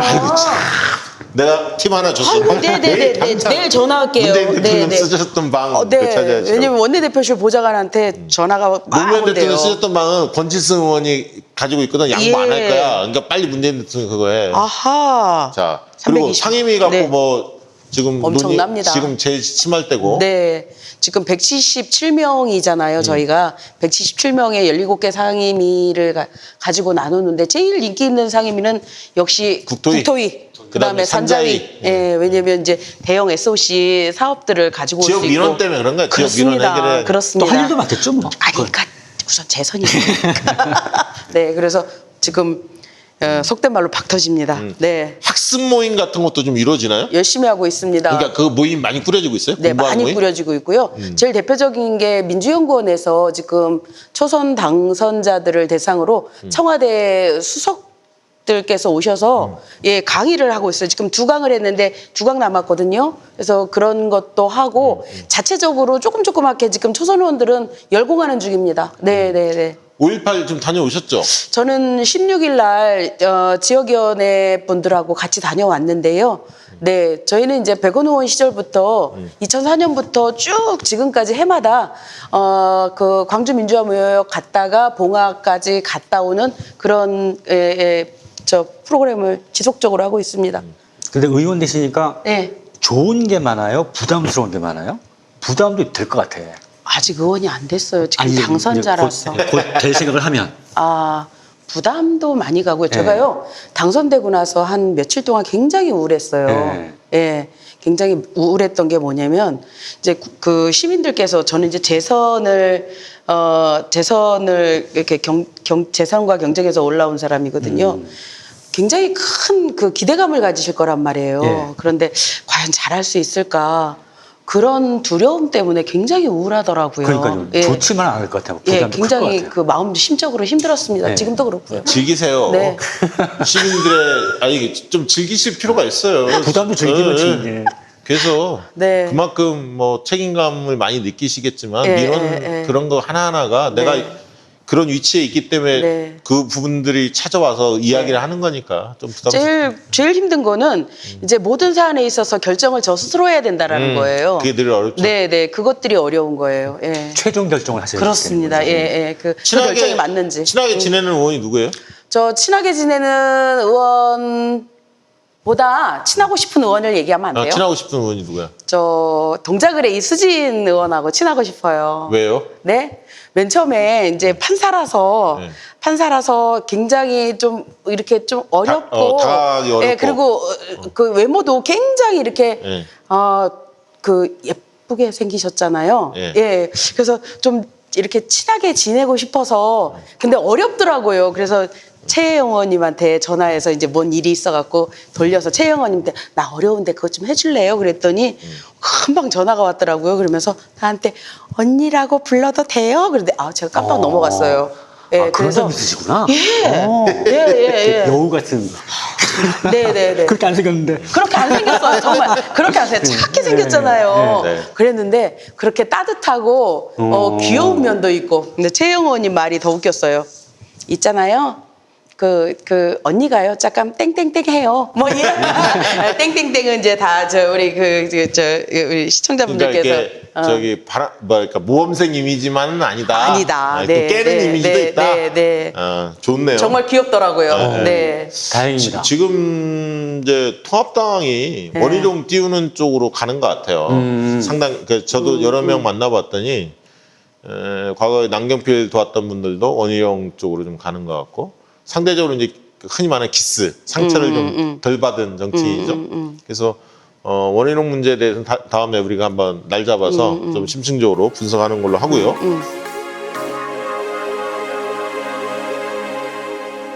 첫 방송인데 우리 2부에 모신 손님은 여러분 너무나 좋아하시고 잘 알고 계시는 동작 가베 김병기 의원님 모셨습니다. 반갑습니다. 안녕하세요. 최근에 선거 때보다도 선거 끝난 다음에 너무나 유명해지셨어. 네. 사람 하나 잘 만나고 태영호, 지성호가 저렇게까지 해줄 줄이야. 세상에. 근데 그때 저도 깜짝 놀란 게요. 김병희 의원님이 네. 당시에 선거 한 2주 전 정도 됐나요? 열흘 전인가 2주 전인가에 저희 방송에 나오셨거든요. 네. 그때 이제 박시영의 눈에 네, 네. 나오셔서 마지막 부분에 태용호 네. 이 문제를 네. 김병기 의원님이 하셨어요. 네, 네. 근데 그때 굉장히 그 의미 있는 얘기를 하셨거든. 근데 그게 딱 선거 끝나자마자 딱 나타나더라고. 태용호가 네, 딱 네, 하더라고. 네. 야, 네. 이거 제대로 걸렸구나. 예. 아니나 다를까? 와. 이제 의견 막 내니까 네. 저 판을 주도했죠. 세상에. 일단 뭐 국정원 그 얘기 좀 출신이라나. 들어보고 네. 일단 재선 소감은 어떻습니까? 기쁘지만 이제 뭐 저희에게는 그 책임만 남았다는 그런 긴장감 뭐 이런 게 있습니다. 그러니까 그 이번에 선거는 상대적으로 이제 민주당 쪽이 전체적으로 우세한 분위기가 있어서 네. 그렇게 긴장은 하지 않으셨죠? 선거 과정에. 아니 그런데 저희가 제 실력이 뛰어나서 뭐 그렇다면 긴장을 뭐 덜 했을 텐데 사실은 이번 선거는 저는 뭐 처음 당선도 그렇지만은 뭐 그냥 저렇게 쉽게 표현하면은 네. 대통령님이랑 야. 정은경 방대본 본부장님 덕분에 당선된 다른 분들도 그런데 그게 웃을 일만은 아닌 게 네. 저희가 3월 15일 날 만약에 선거를 했다. 그럼 그래서 해서도 네. 우리 실력으로 180석을 받을 수 있었겠냐 그건 어려운 그렇게 네. 생각하면 네, 은 네, 네. 저희가 좀 겸손해질 네. 필요는 네. 있다고 봅니다. 그러니까 저는 뭐 어떤 언론에 인터뷰를 했는데 네. 코로나가 없었으면 어떻게 됐겠냐 총선에서 저는 초지일관 그럼에도 불구하고 민주당이 이기는 선거였다. 큰 민심의 기저가 네. 그 야당 쪽이 더 정신을 못 차렸기 때문에 회초리가 저쪽에 야당 심판 쪽에 조금 더 가 있을 것 같다라고 네. 판단했기 때문에 한 15석 정도 많으면 20석 뭐 이 안짝에서 우리가 이겼을 거다 네. 이렇게 좀 봤는데 네. 어쨌든 문재인 대통령 정은경 본부장 덕분에 그리고 또 우리 뭐 많은 분들이 알고 계시겠지만 김병기 의원은 지난 총선 때 문재인 대통령이 영입한 인사였습니다. 네. 그래서 그렇습니다. 네. 덕분에. 안보 쪽 외교 안보 이쪽에 네. 아무튼 전문성을 좀 발휘해달라는 네. 네. 측면에 영입했고요. 180석 이렇게 뭐 될 줄 알았습니까? 느낌이 있었어요? 아쉬움은 있지만은 우리 박시영 대표님의 그 예상을 갖다 믿었습니다. 믿었어요? 저한테 말씀하셨잖아요. 가까이 갈 거죠. 그래서 사실 제가 전문가가 아니면 전문가의 얘기를 일단 신뢰를 하는 것이 그러니까 거의 맞추시더라고요. 예. 태용호 이런 사람도 전문가한테 물어보면 되는데 자기가 전문가라고 작가에게 깜짝 놀랐어요. 그 CNN하고 저 인터뷰한 거 보고 네. 정말 많이 놀랐어요. 네. 21대에서는 근데 어떤 일을 제일 하고 싶으세요? 뭐 무엇보다 정권 재창출이죠. 와, 역시. 이 모범 답안. 아니 저는 원래부터 뭐 그래요. 즐겁군요. 원래부터. 지난번 총선 때도 네. 네. 본인은 네. 대선 네. 문재인 대통령 만드는 일에 나는 최우선적으로 한다. 네. 그렇게 말씀하셨어요. 네. 영입 인재 중에 그런 초심을 갖고 다 아직 갖고 계시죠? 영입 네, 인재. 저보다 다 훌륭하신 분들입니다. 만나보면. 그렇지 않은 분들도 있다 하시던데. 아니 이번에 네. 진짜 태용호, 지성호 건이 딱 터지면서 참전을 내가 해야겠다. 이 문제에 끼어 들어야겠다. 뭐 당연히 마음은 들었을 네. 것 같은데 그래도 다른 사안에 비해서 어쨌든 적극적으로 좀 하신 편이에요. 네. 그 어떤 마음을 가지고 하셨습니까? 네, 뭐 한마디로 착잡함이었는데요. 그 무엇보다도 그러니까 전문가와 제가 누누이 말씀드리지만 전문가와 비전문가의 차이는 전제의 차이입니다. 전제를 얼마나 잘 형성하고 깔아놓고 하느냐. 이 전제는 상상이 아니라 출처와 증거를 가지고 해야 되거든요. 근데 그런 면에서 너무 얘기가 막 나가고 그리고 공인의 신분 거기에 대한 좀 무거움을 느끼는 계기가 됐으면 한다 하는 심정에서 했는데 사실 여기서 좀 아쉬운 게 있습니다. 그 두 분에 대해서 말씀드리는 것보다 국정원이 사실 보여준 행태에 대해서는 한마디 드리지 않을 수 없다 이런 생각을 합니다. 왜냐하면 국정원이라는 데가 본인들이 그렇게 정치 중립 운운하는데 사실은 국정원이라는 곳은 어느 특정 당에게 보고를 하는 기관이 아니고 국회에 보고하는 기관입니다. 이런 사태가 벌어졌을 때 만약에 본인들의 여러 가지 출처로 봤을 때 그 국민 분열이 일어난다든지 혼란이 일어난다고 생각된다면 아쉬운 것은 그 미래통합당 그 지도부에 이러한 의견을 본인들이 전달을 했다면 여러 가지로 봐서 출처를 밝힐 수는 없지만 유엠에서 밝힐 수는 없지만 김정은이 건재한 것 같다 이렇게 얘기를 했다면 미래통합당 지휘부가 태용호 당선인이나 지성호 당선을 그냥 두지는 않았을 것 같아요. 아니 근데 예. 당시에 제가 여쭤보고 싶은 거는 실제로 민주당한테도 뭐 전달한 건 없었잖아요. 정부한테만 얘기한 거 네. 아니에요? 그 정부한테 얘기했다는 것은 정부한테 얘기한 곳은 NSC에서 발표하고 그랬지만 국방부나 이런 데서 발표했지만 그 가장 그 신뢰되는 출처는 국정원이 가지고 있을 수밖에 없거든요. 아니 그러니까 제 얘기는 예. 국정원이 민주당도 얘기 안 했고 통합당도 얘기 안 한 거잖아요. 국정원은 믿는 거지 않습니까? 네? 국정원은 믿는 거지 않습니까? 정부의 발표를. 네. 네. 네. 근데 그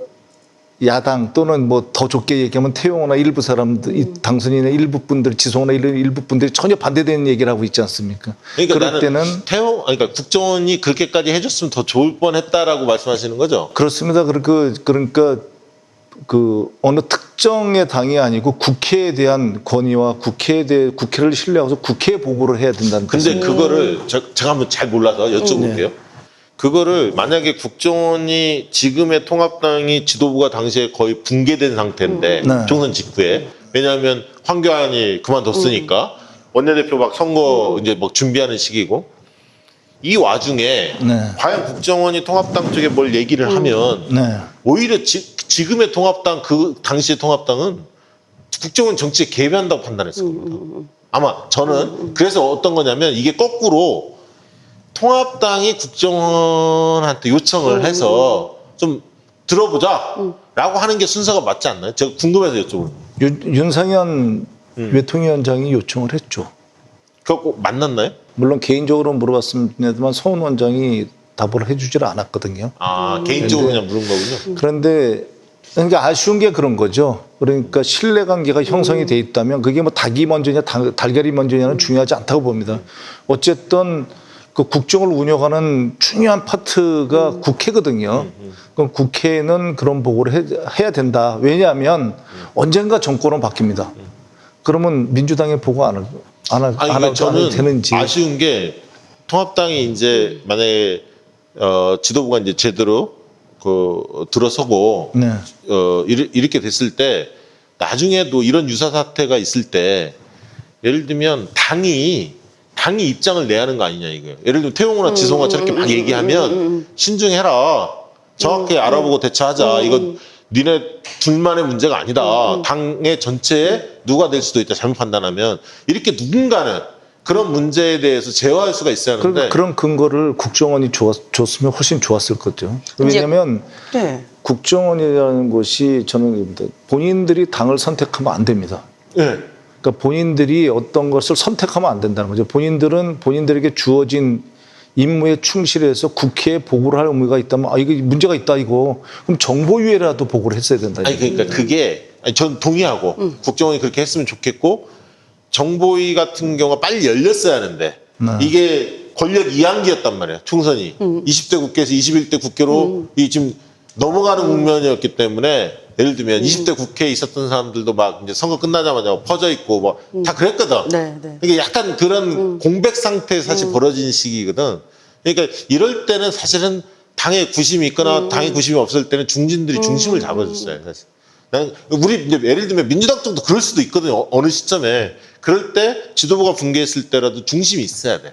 이게 초선 의원들 그럴 수 있거든. 저는 그렇게 생각했어요. 사실은 국정원이 정부에게 보고를 했고 정부가 이상 동향 없다라고 계속 이 시그널을 보냈잖아요. 그러면 우리는 정부가 하는 말을 신뢰할 수밖에 믿어야죠, 없는 거고, 기본적으로. 예, 당연히 그래야 되는데 오히려 막 그 뭐 99% 사망설 확신한다 이렇게까지 나오는데 정말 황당하기 그지 없더라고요. 그렇죠. 그거는 우리 정부를 믿지 못한다라는 의미인 거거든요. 제가 의원님 그 페이스북인가 그 입장문 낸 거를 몇 번 내셨잖아요. 네. 개통학자 그때 마지막쯤인가 두 번째인가 제가 그 대목이 기억이 나요. 만약에 내가 틀리면 그러니까 우리 국정원이 문 닫아야죠. 문 닫아야 그 얘기를 하신 거야. 네. 전 네, 니네가 네, 맞다면 네, 우리 뭐 네. 세금 내고 그 많은 조직 그럼요. 대단한 왜 신뢰예요. 운영하냐. 네. 그때 딱 느낌이 오더라고요. 네. 네, 그럼요. 문 엄청난 닫아야죠. 신뢰를 네. 하신 거예요. 저희도 그랬어요. 서훈 원장님이라는 분이 네, 궁금한 건 저기 그렇게 하시잖아. 입장을 냈을 때, 어. 자 과거에 이제 정보위 하면서 야당 의원들 있잖아요. 아까 윤상현이나 뭐 등등도 있지 않습니까? 그 의원님이 국정원 인사처장 출신이라는 거 다 알고 있고 나름대로 국정원의 정보들이 뭐 예를 들면 분위기나 이런 것들은 파악할 수 있는 분이라고 충분히 알 텐데 뭐 느낌이 있지 않습니까? 근데 알 텐데 의원님이 그 정도로 세게 나오면 애들이 판단할 때도 그렇죠. 야 네. 인마 야 태호 조용히, 지성호 야 인마 너네 그렇게 하면 안 돼. 이렇게 좀 그러죠. 눈가는 하고 좀 만나자고 얘기 좀 들어보려고 뭐 그런 움직임이 전혀 없었습니까? 야당 쪽에서? 아니 저 어떤 그러니까 저희 국방위에 네. 국방위에 모 의원이 물어보더라고요. 저 이 야당 국방위원한테. 쪽에서? 예, 그분이요. 그런데 저 의원님 그거 확실한 거죠. 아, 웬만하면 내가 그 0.001이라고 썼겠냐 했더니 오케이 100% 믿습니다. 그런데 그러니까. 그분은 한마디도 안 했어요. 네. 그분은 상당히 그분도 네. 화력이 세신 분인데 네. 한마디 단 네. 한마디도 안 하더라고요. 네. 그러니까 이게 태용호, 지성호 이 사람들이 이게 이렇게 배지 달다 보니까. 네. 네.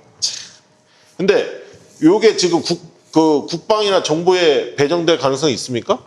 지금 분위기가 어떻습니까? 있어요? 이 두 분이? 뭐 그게 이제 두 가지로 나눠 볼 수 있습니다.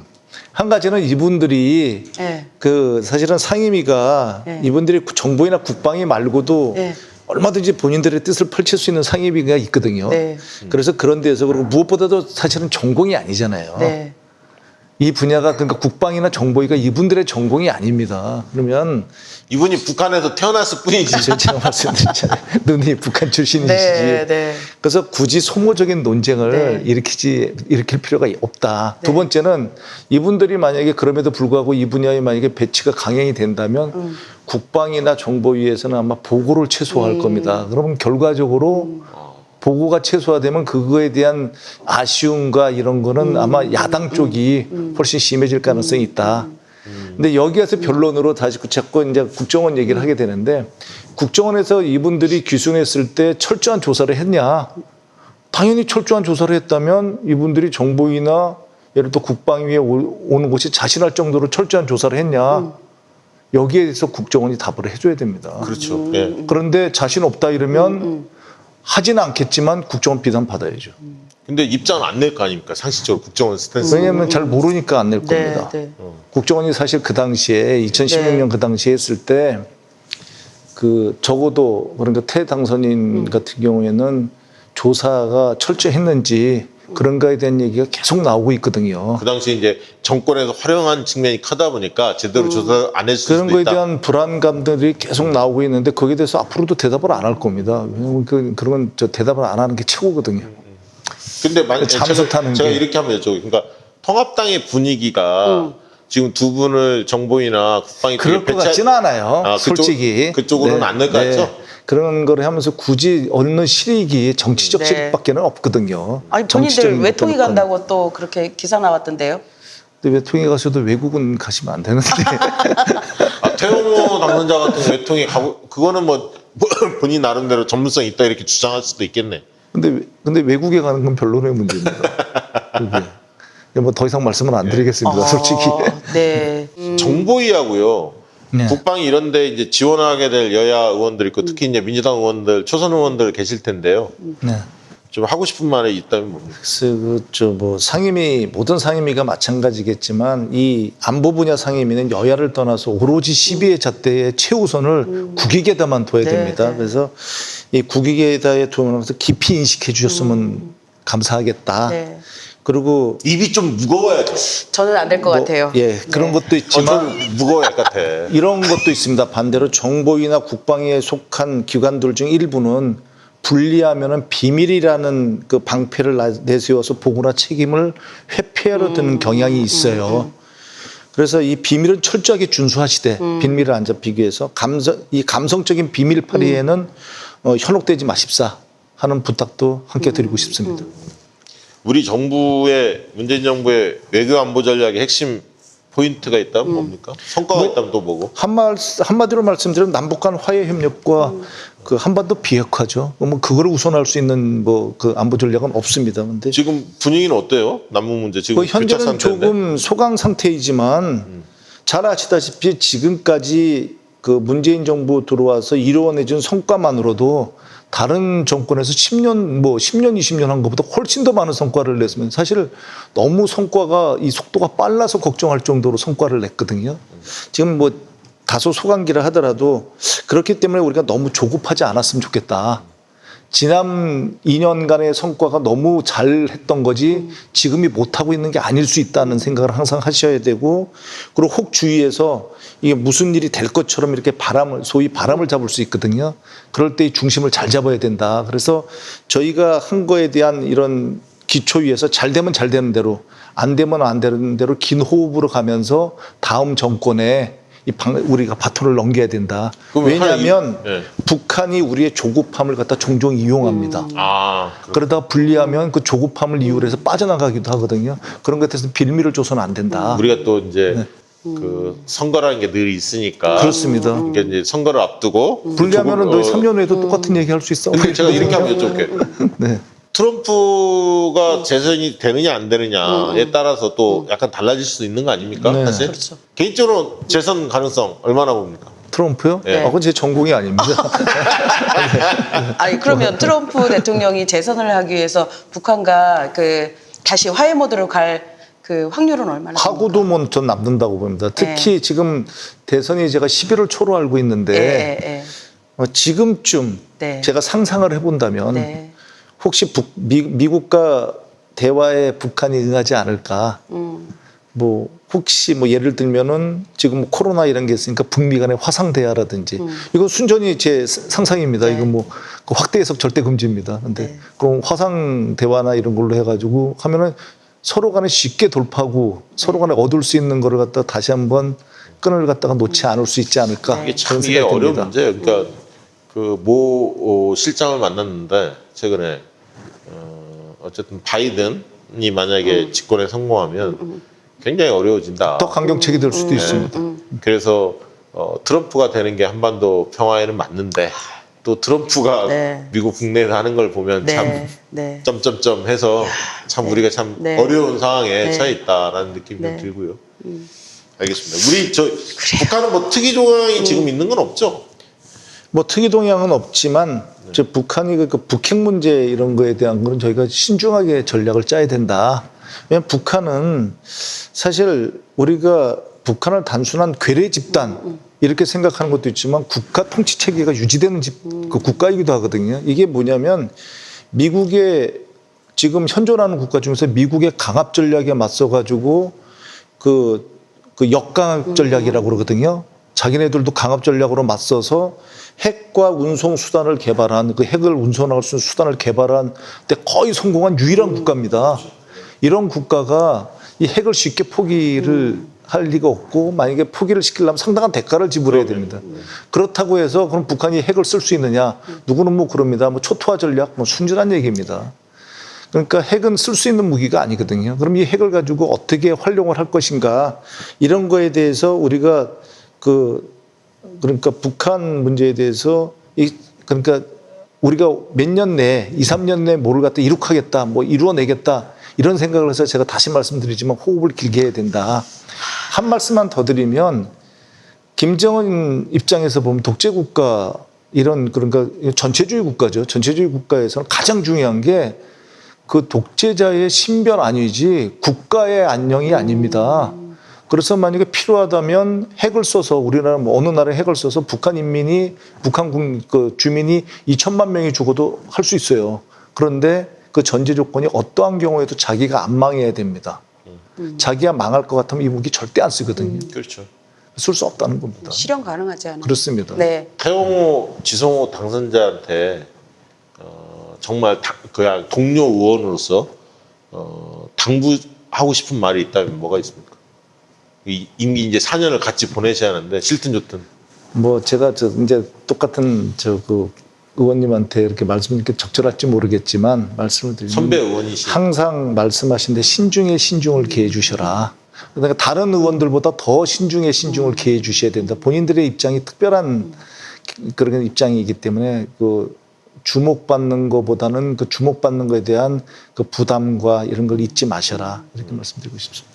지금 국정원의 개혁과제가 네. 원래 문재인 정부 들어서면서 국정원 권력기관들 개혁 이렇게 하겠다 라고 표방하고 상당히 속도를 붙이지 않았습니까? 최근에 어쨌든 국정원 문제는 좀 이게 잠잠해졌어요. 그것도 개혁 과제가 거의 이렇게 차근차근 뭔가 진행이 잘 되고 있는 겁니까? 대답을 안 하면 안 됩니까? 아니, 그러니까 우리 정부가 약속했던 몇 가지가 있지 않습니까? 대답을 안 하는 걸로 대답을 대신하면 안 됩니까? 그러니까 지금 아직은 이게 국정원 개혁이라는 것이 좀 이렇게 좀 그 질문이 나왔으니까 제가 답변을 드리면 검경 수사권 조정, 네. 뭐 공수처, 선거법 많은 개혁에 이 패스트 트랙에도 밀려서 패스트 트랙에도 들어가지 못했지만 한번 우리가 좀 심각하게 생각해야 될 게 있습니다. 얘가 참 아쉽고 20대 국회 제일 아쉬운 게 그건데 이 제가 지금까지 열거했던 법이 민주주의를 근본적으로 유린한 적이 없어요. 검경 수사권이 누구한테 있다고 해서 민주주의가 막 그냥 초토화된 적이 없거든요. 국정원은요. 국정원이 대선에 개입한 거 번에도 여러 번이고요. 그 민주주의를 거의 그로기 상태로까지 끌고 간 적도 있습니다. 그런데 그런 기관은 셀프 개혁이라는 게 근본적으로 못합니다. 그렇죠. 지금까지 셀프 개혁을 하겠다고 87년 이후에만 30몇 년간을 저희가 기회를 줬어요. 그런데 결과는 똑같습니다. 지금도 수사권 가지고 무슨 저기 이런 얘기 저런 얘기를 하고 있습니다. 이게 무슨 얘기냐면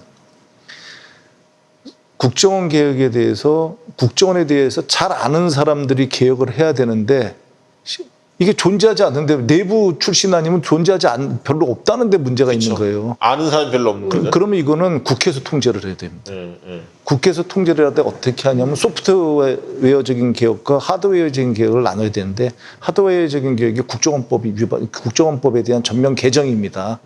이거는 국민적 컨센서스가 이루어져 있는 거예요. 그리고 여기를 기반으로 해서 국정원의 조직과 인사 그 운영을 어떻게 할 것인가를 갖다 해야 되는데 이거는 사실 그 국정원 개혁이 지금 5년 내 뭐 몇 년 내에 이 국정원 개혁을 완성했다면 거짓말이 됩니다. 그러니까 정권이 넘어가면서도 그 정권이 여에서 여뿐만 아니라 여에서 야로 넘어간다 하더라도 이 개혁은 정말로 옳은 방향이기 때문에 계속 가야 된다는 컨센서스를 이룩하는 게 되게 중요합니다. 그래서 그게 하드웨어 개혁만큼이나 소프트웨어 개혁이 정말 중요한 데인데 정부기 하는 게 근본적으로 비밀스럽으니까 내부에서 해야 되거든요. 그러니까 모릅니다. 소프트웨어에 대한 개혁은. 근데 하드웨어적인 개혁도 아직 못하고 있다. 이거는 딴 말로 하면 개혁이 아직 진행을 본격적으로 시행도 안 했다. 거꾸로 이렇게 얘기를 해야 됩니다. 그러니까 개혁이라는 게 벌써 잘 되지 않았냐? 모르니까 잘 되는 건지. 그러면 결국은 진짜로 지금 잘하고 있는지. 그러니까 진짜 그 검찰 개혁, 네.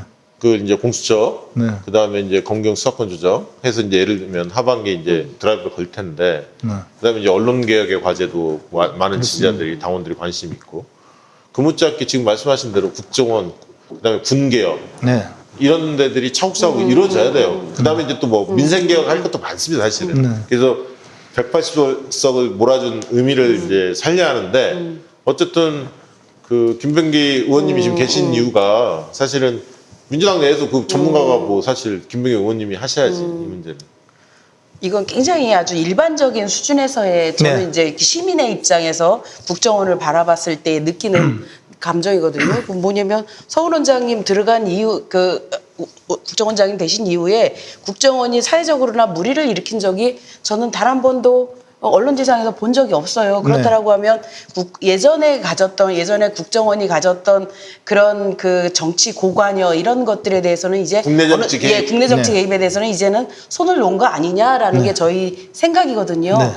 그런데 중요한 지금 말씀을 해주셨습니다. 네. 바로 그 점입니다. 그러니까 지금은 하지 않습니다. 네. 그건 제가 뭐 제 직을 걸고 말씀드릴 수 있습니다. 뭐 국회의원 뭘 걸고 목숨은 못 걸겠고 그거 위에는 제가 다 걸고 말씀드릴 네. 수 있습니다. 그런데 문제가 그겁니다. 그러면 정권이 바뀌고 앞으로 10년 후 20년 후에도 하지 않을 수 있는가. 제가 중요한 실패 사례가 있습니다. 제가 그 인사처장으로 보면서 인사에 대한 그런 걸 만들면서 상당히 자부심이 있었어요. 이렇게 만들면 앞으로 어떤 정권이 들어와도 큰 근간은 못 건들 것이다.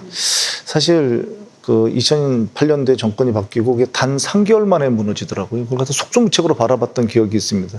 저는 이것이 되려면 근본적으로 이제 하드웨어 개혁부터 시작을 하는데 법에 의한 통제가 돼야 되고 더 나아가서 그게 정보위에 국회 정보위에서 이걸 강력하게 통제를 하지 않으면 언제든지 이건 돌아가는데 오래 걸리지 않습니다. 그리고 만약에 돌아가게 되면 우리가 고무줄을 당기면 멀리 당겼으면 멀리 당길수록 더 아프듯이 더 아프게 다가올 것이고 저희 민주당 정부에서는 절대 사용하지 않습니다. 그 칼은. 뭐 죄송하지만 다른 당에서 하면 이제까지 사용해 왔잖아요. 네. 그럼 매번 당하는 건 왜 우리냐? 그럼 그쪽에서 반대를 하면 그래. 그러면 제가 저 사석에서 장난스럽게 얘기합니다. 제가 한번 써드릴까요, 그거? 제가 그거 한 2달만 쓰면 다 찬성하실 텐데. 바로 거기에 답이 있는 거죠. 지금 말씀하신 것에 네. 답이 있는 겁니다. 네. 어느 정권이 들어와도 하지 못하게 해야 되는 거죠. 알겠습니다. 네. 뉘앙스 어떤 의미가 있는지 알겠고 앞으로 이제 이 부분도 공론화를 해서 어느 시점에 이 문제를 좀 중점적으로 당이 들여다볼 수 있도록 또 문정부복 당선자님도 정보이나 뭐 이쪽은 아니지만 네. 정보이나 국방이나 아니지만 네. 관심을 좀 가져주시고요. 네. 이런 게 있는 거죠. 한 말씀만 더 드리면 정보기관의 역량이 노출되는 것 때문에 저희가 정보기관이 어떤 것이 잘한다고 얘기하지만 사실 그 잘한다고 얘기한 그것이 진짜 실력으로 착각하면 안 된다는 겁니다. 우리가 잘한다는데 정보기관이라는 기관은 북한 분야 중요하죠. 중요하고 북한 대북 협상이 중요하지만 그건 정보기관의 업무 중에서 아주 일부분이라는 것도 우리가 인식을 해야 된다. 그래서 다른 분야는 정말로 잘 진행이 되고 있는지 아니면 이 분야에 지금 우리가 몰입해서 착시 효과를 가지고 있는지 현혹 효과가 나타났는지에 대해서도 잘 봐야 되는데 그거는 정보위에서도 통제가 해야 되지만 근본적으로 정보위의 전문성이 담보돼야 되고 의원님들이나 그러니까 당과 당에서 중앙당에서 또는 국가 정부에서도 사실 외국 같은 경우에는 CIA 하나를 통제하는데요. 별도의 그 백악관에도 CIA를 통제하는 기관을 따로 두고 있습니다. 상설 기관을. 그럼 백악관이 믿지 못해서 기관을 두는 건 아니거든요. 감찰관을 따로 두고 있습니다. 그건 독립된 기관입니다. 대통령이랑 국회 정보위에밖에 보고를 안 합니다. 정보위에서 따로 보고를 받습니다. 왜 여러 군데 체크 앤 밸런스로 이렇게 체크를 하냐면 효율성보다 그런 기관은 엇나갔을 때 그 후유증이 너무나 큰 겁니다. 마찬가지입니다. 그러니까 이 기관에 대해서 자꾸 감시를 한다. 우리가 이 기관에 대해서 통제를 하고 방해를 한다고 생각할 게 아니라 이 기관의 업무가 우리가 효율성은 좀 떨어지더라도 이 기관이 정말 국가만을 위해서 일하게끔 저희가 탈바꿈을 시켜야 되고 너무 잘 드는 칼이에요. 그러니까 그때 네. 나오셔서 역량 자체로만 보면 세계 어느 나라 내놔도 네, 그렇습니다. 뒤처지지 않은 상위권이라고 말씀하시잖아요. 이 세계 최강의 기관과 이게 세계 최강의 업무를 가지고 있는 것과 현실에 뒤지고 있는 게 있습니다. 사실은 뭐 얘기하지는 않겠습니다. 그런데 세계 최강의 기관을 만들어냈어. 그러면 직원들의 역량이 부족하냐? 이거 따져봐야 됩니다. 직원들의 역량을 그러면 키웠는데 실패했냐? 따져봐야 되겠지만 대부분은 여기서 뭐 너무 시간이 없으니까 러프하게 얘기하면 대부분은 지휘부에 문제가 있는 겁니다. 그러니까 지휘부는 항상 각성하고 있어야 되는 겁니다. 그 점에 대해서는 감시를 소홀히 하지 말아야 되는 거죠. 알겠습니다. 네. 우리 국방력은 어떻습니까? 대한민국. 지금 뭐 발음이 좀 나쁘긴 한데 글로벌 파이어 저 파워가 네. GFP라고 그러죠. 거기가 평가하기를 세계 6위로 지금 평가를 하고 세계 6위. 있습니다. 예. 북한은 몇 위 정도 됩니까? 북한이 20몇인 것 같은데 25위. 그게 이제 재래식 무기를 중심으로 예, 판단하는 그렇습니다. 근데 제가 말씀드리면 핵무기는 그거는 비대칭 전력이 그렇기 때문에 쓸 수가 그거 없으니까. 쓰면 그냥 간다니까요. 네. 근데 그러니까 뭐 사람들이 얘기합니다. 그러면 그거면 다냐? 그러면 미국이랑 뭐 저 세계 열강들이 왜 재래식 무기를 갖다 계속 개발을 합니까? 핵무기 있으면 좀 개발 안 해도 되지. 그래서 근본적으로 네. 망하는 거기 때문에 네. 쓰지 못하거든요. 네. 근데 이게 하나 좀 생각해 봐야 되겠습니다. 우리가 너무 북한 국방력 그러는데 전쟁에 대해서 말씀을 좀 드리면 GDP의 5배 정도가 되면은요. 그 전쟁을 하기 힘들다고 그래요. 그런데 북한이랑 우리가 40배입니다. 차이가. 그리고 또 하나 뭐 여러 가지 얘기를 하는데 개전을 하려면 제일 중요한 게 여러 가지 요소 중에서 기름이에요. 휘발유. 기름인데 네, 네, 네. 걔네는 저 지상으로 나오는 순간 네. 다 저 망가지면 탱크 그러면 무마차로 끌고 옵니까? 근본적으로 전쟁을 할 수 없는 구조로 형성이 될 겁니다. 그러니까 그런- 그게 네. 그걸 아는 분들은 예. 북한이 이제 방어적으로 자기들이 하고 있는 네. 거지. 그럼에도 불구하고 우리가 장사포 뭐 이런 이제 방사포 이런 얘기를 하는데 그럼에도 불구하고 우리가 이 북한에 그렇게 굴욕에 가까운 것을 참으면서 하는 것은 국민을 위해서입니다. 우리 국민들이 나가야 되거든요. 북진 통일하자고 그러잖아요. 얼마나 죽겠습니까? 대부분 말씀하시는 분이 안 죽어요. 앞장 안 쓰니까. 네. 그렇군요. 아니, 네. 그리고 한번 조금만 더 제가 답답해서 말씀드리면 북한 망합니다. 예를 들어 전쟁 나면 망하지 않습니까? 그러면 북한이 지금 우리나라 70년대 초반 정도밖에 안 돼요. 네. 거기서 50년대로 돌아가는 겁니다. 우리 그뭐 6.25 전쟁 났을 때. 우리는 2020년에서 50년으로 돌아가는 겁니다. 우리나라는 그 상태가 되면 망하면은 그러니까 배고파 그 죽을 일 없는 아르헨티나나 네. 베트남 같은 이렇게 풍요로운 그러니까 이 경쟁물이 풍요로운 나라가 되는 것이 아니고요. 90년대 초에 북한이 되는 겁니다. 북한이 그때는 많게 뭐 쫓기는 150만에서 300만이 아사했다는 거 아닙니까? 그러니까 고난의 행군 시절에. 네. 그러니까 우리가 그런 전쟁에 대해서 그냥 너무 쉽게 얘기를 하면 안 된다니까요. 이게. 그렇습니다. 우리가 치러야 할 대가가 너무 크군요. 네, 그렇습니다. 네. 민주당 우리 이제 초선 의원들 네. 이제 68분인가요? 지금 네. 68명. 68명. 굉장히 많은데 본인도 이제 얼마 전까지 초선을 지내셨는데요. 정치는 제가 초선 같지 않으세요? 그러니까 초선 의원을 하신 적이 없으신 것 같은. 초선 글쎄요. 의원님들한테 하고 싶은 말씀 있어요.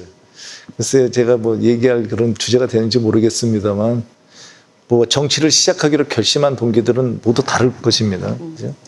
그 초심을 잃지 마셔라. 네. 그리고 하나 더 당부드리고 싶으면, 나아가서 그 초심에서 머물지 마시고, 그 초심이 뿌리가 돼서 활짝 만개하셔라.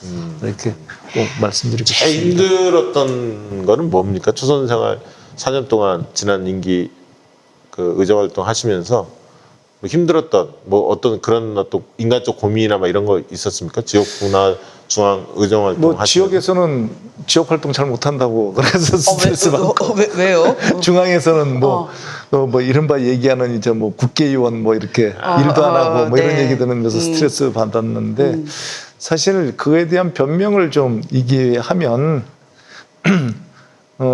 아마 우리 의원님께서도 오시면 밖에서 보던 거와는 네. 좀 다를 수 있는 게 의원님들도 열심히 일하시는 아유, 분들도 그렇죠. 상당히 많으시더라. 네. 그리고 정말 그 오로지 국민을 위해서 일하시는 국회의원님들 참 많으시더라. 네. 저보다 참 훌륭하신 분들 보고서 오히려 스트레스 받았습니다. 이거 성실한 사람 많아요. 정말 그렇습니다. 정말 성실한 예. 아침 뭐 네. 조찬 모임부터 밤 늦게까지 정말 열심히 하죠 사실은. 예. 근데 이제 중심을 잘 잡는 게 어려운데 어떻게 보면 바쁜 일정 속에 네. 큰 이게 거기 그냥 쳇바퀴 돌아가듯이 계속 반복되는 느낌도 있을 거예요. 하다 보면 막 정신없이 1년 가고 2년 가고 또 중간중간에 뭐 선거는 있고 자기가 네. 책임져야 할 선거도 있고 뭐. 바쁜 게 중요한 게 아닌 것 같아요. 그래요. 그러니까 네. 뭘 보고 가느냐가 중요한 것 같아요. 네. 내가 지켜가야 될 그 방향 이런 그렇죠. 것들을 잃지 않는 네. 게 저는 중요할 거라고 생각을 해요. 우리 네. 문정부 당선자 그 전에 보신 적이 있었나요? 아닙니다. 처음 네, 뵀나요? 네, 그렇습니다. 네, 네. 그래 인사는 그 전에 안 나눴고요. 연찬회 아직 안 했죠. 안 했죠. 내일 내일 합니까? 내일입니까? 20일입니까? 네. 아, 세월이 느낌이 어떠신가요? 좀 귀엽죠. 네. 오기 전에 제가 자료를 좀 봤습니다. 여러 네. 가지 평 같은 걸 봤는데 네. 그 뭐 질문을 했으니까 제가 한 말씀 드리면 부담 안 느끼셔도 돼요. 다른 네. 평에 대해서는 다 동의를 하는데 우리 당선자님이 좀 존경스럽습니다. 그러니까 뭐 때문에 그러냐면 그 표현을 보면 입지전적이다 이런 표현이 있는데 네. 전 그 표현을 좋아하지도 네. 않고 우리 문 당선자님께 그런 표현을 좀 쓰는 거를 좀 조금은 근데 왜 쓰는지는 압니다. 네. 근데 조심했으면 좋겠다는 게 우리 당선자께서 지금의 위치에 어떻게 왔다에 대해서는 결과에 대해서는 관심이 많던데 네. 보면 과정? 거기까지 오기 전에 그 피나는 노력에 대해 네. 노력이 좀 경시되는 거 아닌가. 그러니까 적어도 저보다는 한 20만 배는 노력하셨을 것 같아요.